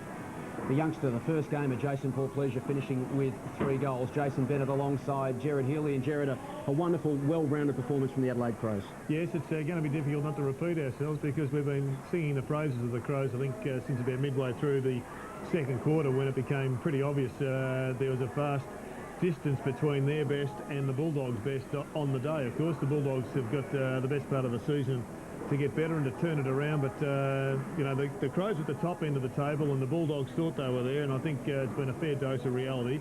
And I guess I say those considering the fact that we understand that they had 4 weeks of hard football, but so too are the Crows, and they've travelled. So a lot of the old rules of tiredness and travel, etc., out the window with the Crows, and they're an exciting team to watch, and they're going to give the Crows fans a lot of entertainment for the rest of the year. And a particularly meritorious performance, given that names started dropping off the magnetic whiteboard during the week, causing some problems for Neil Craig and his panel. Here is Neil in the winners' rooms with Richard Osborne. Well, Neil, an impressive win. Your thoughts? It was a great win, Richard, for us. You know, when you consider the last month of footy we've had, plus the injuries during the week, you know, I'm just full of admiration for our playing group and, you know, our support staff and coaching staff. and to play the Bulldogs, you know, who've been in good form. But they've also played 4 weeks in a row, I think, on Telstra Dome, which can take it out of you as well. So, you know, it all balances up, but to win by 70-odd points against the Bulldogs is a pretty good win for us. A club record against the Western Bulldogs, winning margin, which probably doesn't mean a lot in the context of things, but just the way your team ran and ran and ran, we were all blown away up in the commentary box. You've virtually beaten the Western Bulldogs at their own game. Yeah, well, I wasn't aware it was a record win. That doesn't really matter too much. But, yeah, it was. I thought the way that we just we stuck to our task and the style of footy that we're trying to get better and better at, it was important to stay with that so we can actually assess where it was rather than try and change the whole way we play against them. So that was pleasing for us. Neil, Jason Bennett and Jared Healy upstairs, congratulations on the win. Some milestones are more significant than others, but today also a club record 14 individual goal kickers, which really, in the context of where your list's at the moment, is a significant figure that you could spread the load around up forward. Yeah, sorry, Jason, I just missed the first part of your question. I think it was about our goal kickers. Yeah, 14 different goal kickers, the highest in club history. Yeah, well, it's called sort of sharing the load, I guess, and we had to do that with Perry, Burton and Rashudo out, you know, three guys who've been up there for 4 weeks. So the guys who went in there to replace them, I mean, and the midfielders who all contributed, it is sharing the workload, and, you know, that's the only way we're going to be able to survive. Neil, it's Jared upstairs. Congratulations. Obviously, it must be exciting times for you and your coaching staff, but I want to take you back to about this time last year when you were criticised for not kicking a big score, for playing ugly football to some degree against Geelong, and we had you on the couch the following week, and you promised that you were working on structures that would be defensive but allow you to kick a big score. Well, today I think was testament to those words. Yeah, Jared, you're right. You know, we like to play attacking footy. It's not always possible, of course, depending on the opposition you're playing against and what they're trying to do to us. But, you know, for the Crows supporters and members who are listening to this, you know, I've said it before, that's the sort of picture we'd like to put into your head and the way we want to play our football. Whether we can do it every week, who knows? You know, the answer to that is no. You're not going to be able to do it every week, but that's what we're attempting to do all the time, is just is to back ourselves in with the way we like to think we can play, and to continually get better at it. You can have any plan you like, but it's the execution of it that's the real key to it, and that's just what we've got to get better at. Can I ask you about the motivation behind the change of role for Ben Rutten? Was it because you thought that the Bulldogs might play a small on him and expose him, or was it more to just make sure that your forward structure remained the same? Probably more the latter, Jared. Ben knows our structure reasonably well. He spent some pre-season involved in that sort of movement, and interesting enough, he's probably spent most of his junior footy playing up in the forward line as a centre-half forward. So, you know, forward line play is not foreign to Ben. I think he kicked 3 goals against Fremantle, his first 3 kicks of the game when he first played. So he's not foreign to it, and I thought the way he went up there and contributed to the structure was really important for us. Well, Neil, congratulations on the win. The challenges keep on coming. Next week, Port Adelaide at Amy Stadium here in the showdown. A great way to enter it. High on confidence for you guys. Yeah, it will be. Towards a showdown's always a great game for our state. It's great for our state. It's great for our city, and obviously supporters and members of both clubs. So it's a special week in Adelaide. Thanks, Neil. Thanks for your time. Thanks, guys. Neil Craig joining us down in the winners' rooms. The Crows dominant all afternoon. 77-point winners on Saturday afternoon football. Back with more right after this.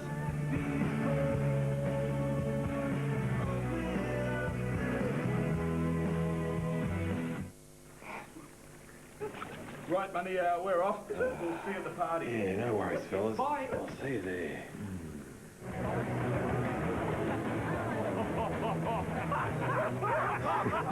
Clever, fellas. Very clever. I like a bloke who's man enough to wear pink.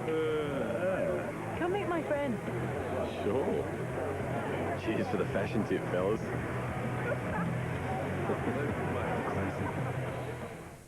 People get quite excited about coming to Bundy. They can get everything in one location. You name it, we've got it. You don't want to spend a fortune, you don't have to. On the other hand, if you want the very best, that's here for you as well. You know you're going to find the right thing you're looking for. Whether you're into paints or gardening or the tools. You've got everything here. Things that I didn't even know we carried. You can get everything in one stop, except the chocolate. Maybe ice cream. And lowest prices are just the beginning.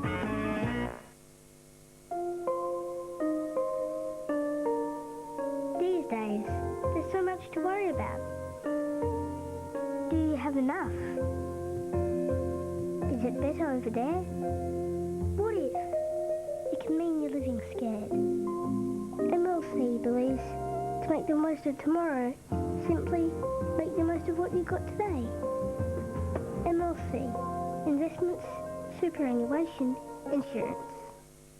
You'd have to go a long way to find anything more delicious than a Red Rooster strip sub. So we went all the way to Thailand. Sweet chili and lime combos, just $6.95. Taste the world at Red Rooster. The Cornu latest and greatest catalogue is out now. Huge savings store-wide. Modern 2.5-seater, $2.99. Low-line TV unit, $3.95. And pillow top queen mattresses, $3.89. Plus 48 months interest-free with absolutely no deposit. The Cornu. YBL, the Young Business Leaders Program, helped me to develop both professionally and personally. It's a great start to any career. This training and awards program helps young people develop leadership skills while helping the community. At Hagues, we proudly sponsor the program. It's a great South Australian initiative and we recommend it to any business. For details about the Young Business Leaders Program, contact the Royal Society for the Blind. Young business leaders looking for young people with vision. I want to fly. I want that, lots of fun. And badges, heaps of badges. I want to help my community. I want to do it all.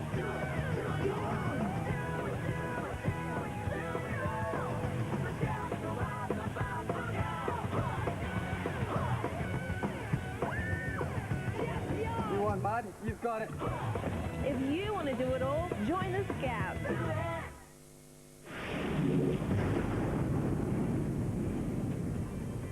Well, the Bulldogs arrived here at Amy Stadium full of confidence. 4 straight wins to open their season. 4 quarters of football later, they're 77-point victims to an Adelaide barrage. Jared, what does it mean for the Bulldogs? What do we read into this performance? Was it one of those days? Well, it was one of those days. I'm not sure what else you read into it other than I think that, I think there was a fair bit of insight into where they actually are. They need another 12 months or so of developing. But they're an exciting side. They've given us great enjoyment for the first 4 weeks of footy. And I'm sure they're going to be a finalist. And who knows how far they can develop over the next 20-odd weeks. It's a crucial month ahead for them now, isn't it? Even just mentally and in terms of their confidence. They've got St Kilda at the Telstra Dome next week.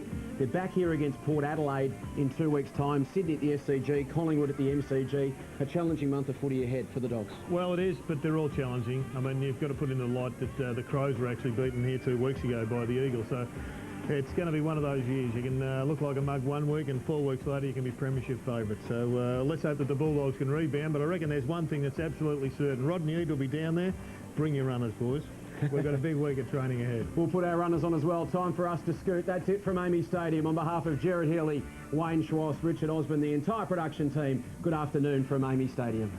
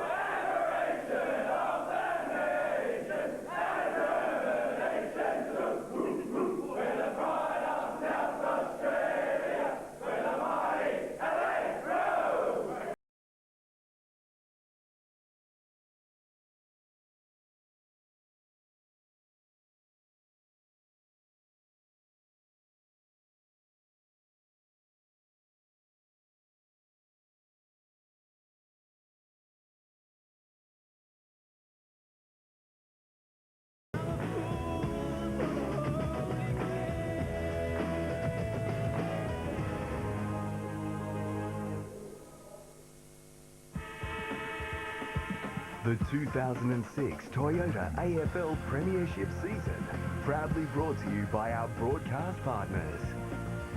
Toyota. Footy, oh what a feeling. Bundaberg Rum, classic. And Bunnings Warehouse, where lowest prices are just the beginning.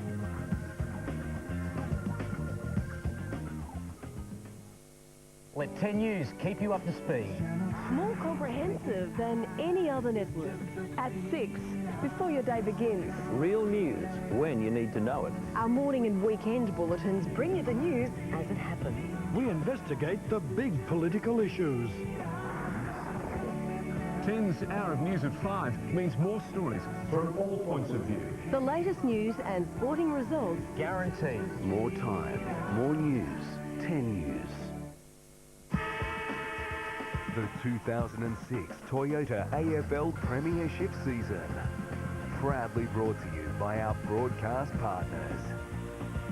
Toyota. Footy. Oh, what a feeling. Harvey Norman. There's a store near you. Carlton Draft. The beer behind footy. And Motorola.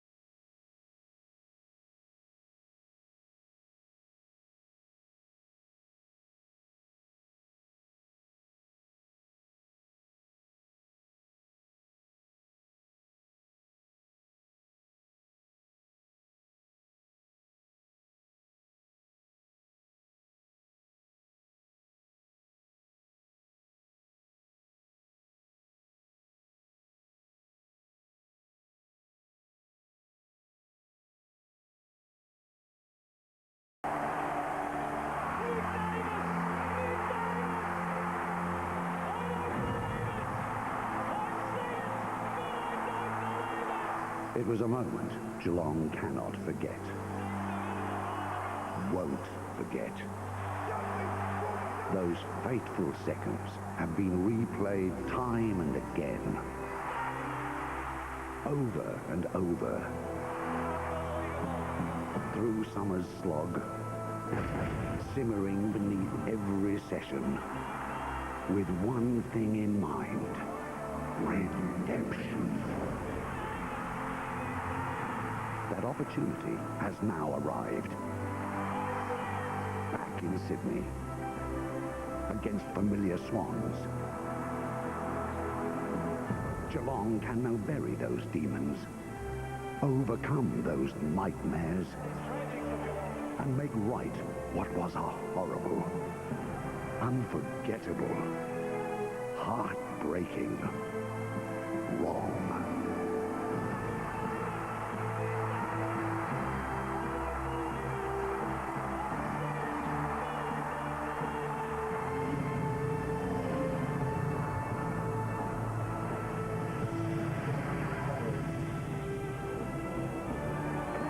After a spectacular start to the season, the Cats have come back to the pack. 2 losses in a row now, and they find themselves on a ground this evening that they've never played on before against a desperate opponent who broke their hearts last September. And these young Cats still bear the scars from that semi-final night. Don't worry about that, Malcolm Bonners. I say welcome to Telstra Stadium, round 5 clash, Geelong versus Sydney. I think it's going to be close. I think it's going to be a beauty.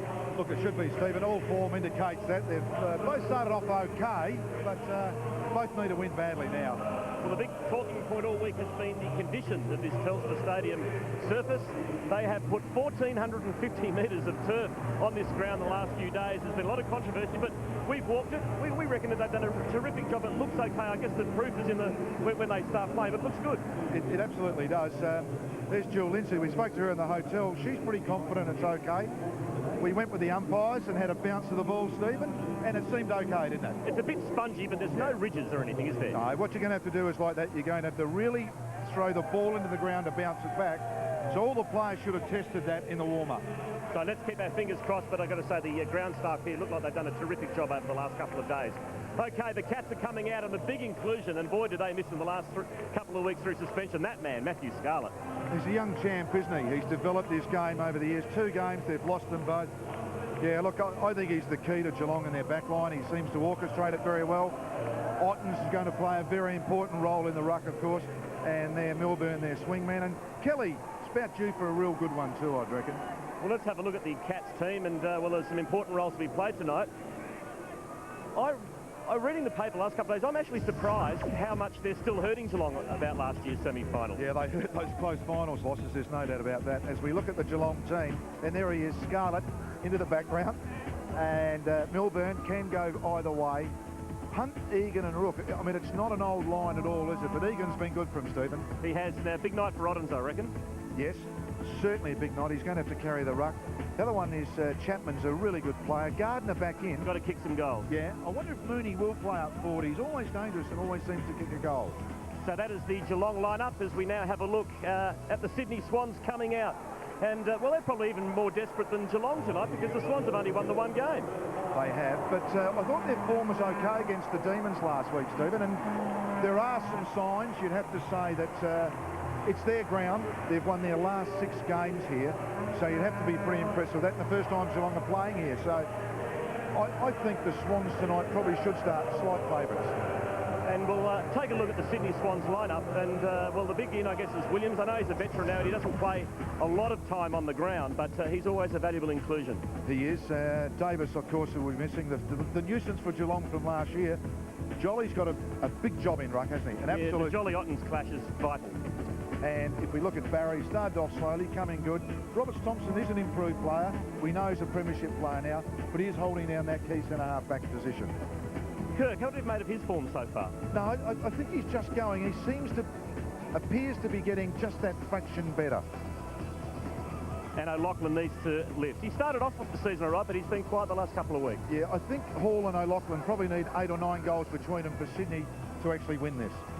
We're going to take a break here from Telstra Stadium. It is a big night tonight. Congratulations to this man coming up on screen, Paul Chapman. His parents have flown up tonight because he's playing his 100th game of AFL football. He is a hard, tough nut, and he'll be giving his all tonight. So we're going to take a break. Big game coming up, plenty at stake, even though it's round 5.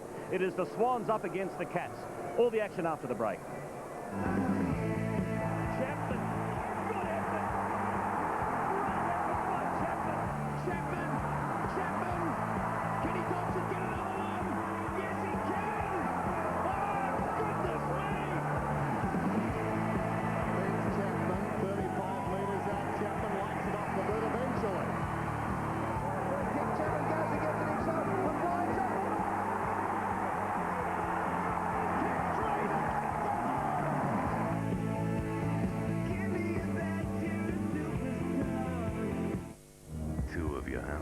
Are about to get a rude shock. The time is up. The catch is, you don't vote. The housemates do. Which 2 will they kick out? It all starts from 6:30 Sunday. Then, we've saved all the juicy Big Loser's secrets till last. Spill the beans, baby. At the special time, 8:30 Sunday. The final chapter that will reveal everything. 2 big shows, 1 big night. Sunday.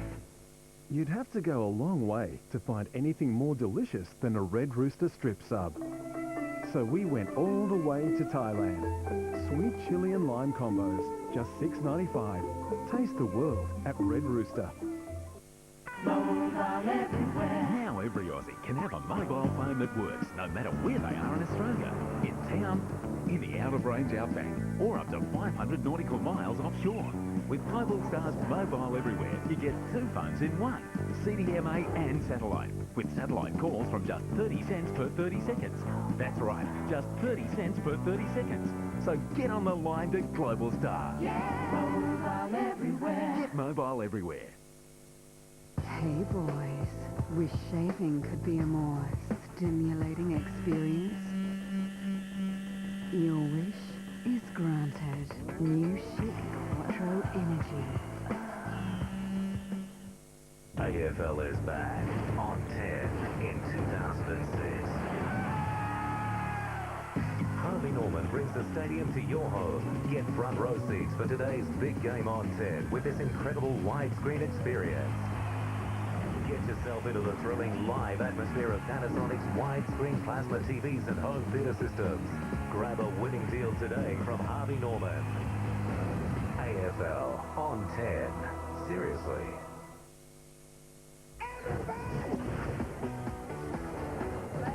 So the crowd just starting to build here at Telstra Stadium, and why wouldn't they turn out for this game after the show they put on the last time they met? What an amazing match that was. Both Cats and Swans fans here tonight. And in spite of the slow start to the season this year for the Swans, it hasn't deterred the members from signing up. In fact, just last week they broke the previous high record, which was 31,000, now up to 32,000, and that was back in 1999. Interestingly, 8,000 of those members are Melbourne-based, which is even a lot more than they had when they were originally South Melbourne. The weather tonight, 19 degrees right now, expected to go down to 14, but perfect conditions for footy tonight, boys. Thank you. Thank you, Neil. Have a good night. See ya. And you can see the toss of the coin and Leo Barry doing the honours tonight and kicking to the right of screen. Matthew Scarlett doing the job for the Cats. And there's Barry Hall, who no doubt will be Scarlett's opponent tonight, and that will be such a pivotal battle in the eventual outcome. A beautiful night for footy, and the Cats' first visit to the Telstra Stadium amid quite a bit of controversy. What memories from the last time these two teams met, Hutto? I hear a voice, I'm just not sure, can't quite make out what you're saying there, Quarters. Now, looking forward to tonight. It was a fabulous match last year, and of course, we saw Cameron Mooney in the emotional opener, and he's got a massive role to play tonight. There is Scarlett and Hall, and last year Scarlett kept Hall goalless. No doubt he'll be hoping to do the same tonight. And as we look there, Egan on O'Loughlin, which we saw last year as well. And Lingon's good. Yes. I mean, that's exciting matchup, that. Well, he's taken him straight to the goal square, hasn't he? So I wonder whether Bomber Thompson will stick with that. We're ready to go from the Telstra Stadium. Sydney versus Geelong. So much at stake, and Otten's thrust into the main ruck roll. Enright. You heard the instructions from the umpire. Tenace, and now Hunt on his wrong side, and the first one to go down. Let's hope that's not an indication of what happens for the rest of the night. Matthews, it's a pretty open forward line. Scarlett position A, but position double A was Jared Rook coming in from the side, and he's got Enright, and the Cats are away. Hasn't he got some courage, that lad? He has. Had a good start to the year too. Enright's got plenty of room to use. He goes to half forward. Bit of slipping and sliding. Ablett kept his feet. But Sydney went out. But Kennelly had the ball just over the boundary line, so we'll have a throw in. There we go, the feet going underneath. Now, I wouldn't actually get too dark on that yet. It is, as we see Kennelly do that great smother. Bolton, quick kick out of the pack to half-back. Slade. Rook, good pass. Hits Mooney on the chest. To talk about this, about they might play him up forward tonight. I mean, he is a genuine goal kicker when he plays in the forward line. And they're devoid of other options, really, aren't they? 3 goals this season in the 4 matches so far for Cam Mooney. 68 goals in his 106-game career. One of the most versatile players in the competition. From right on 50. It's a good-looking kick. Cats on the board.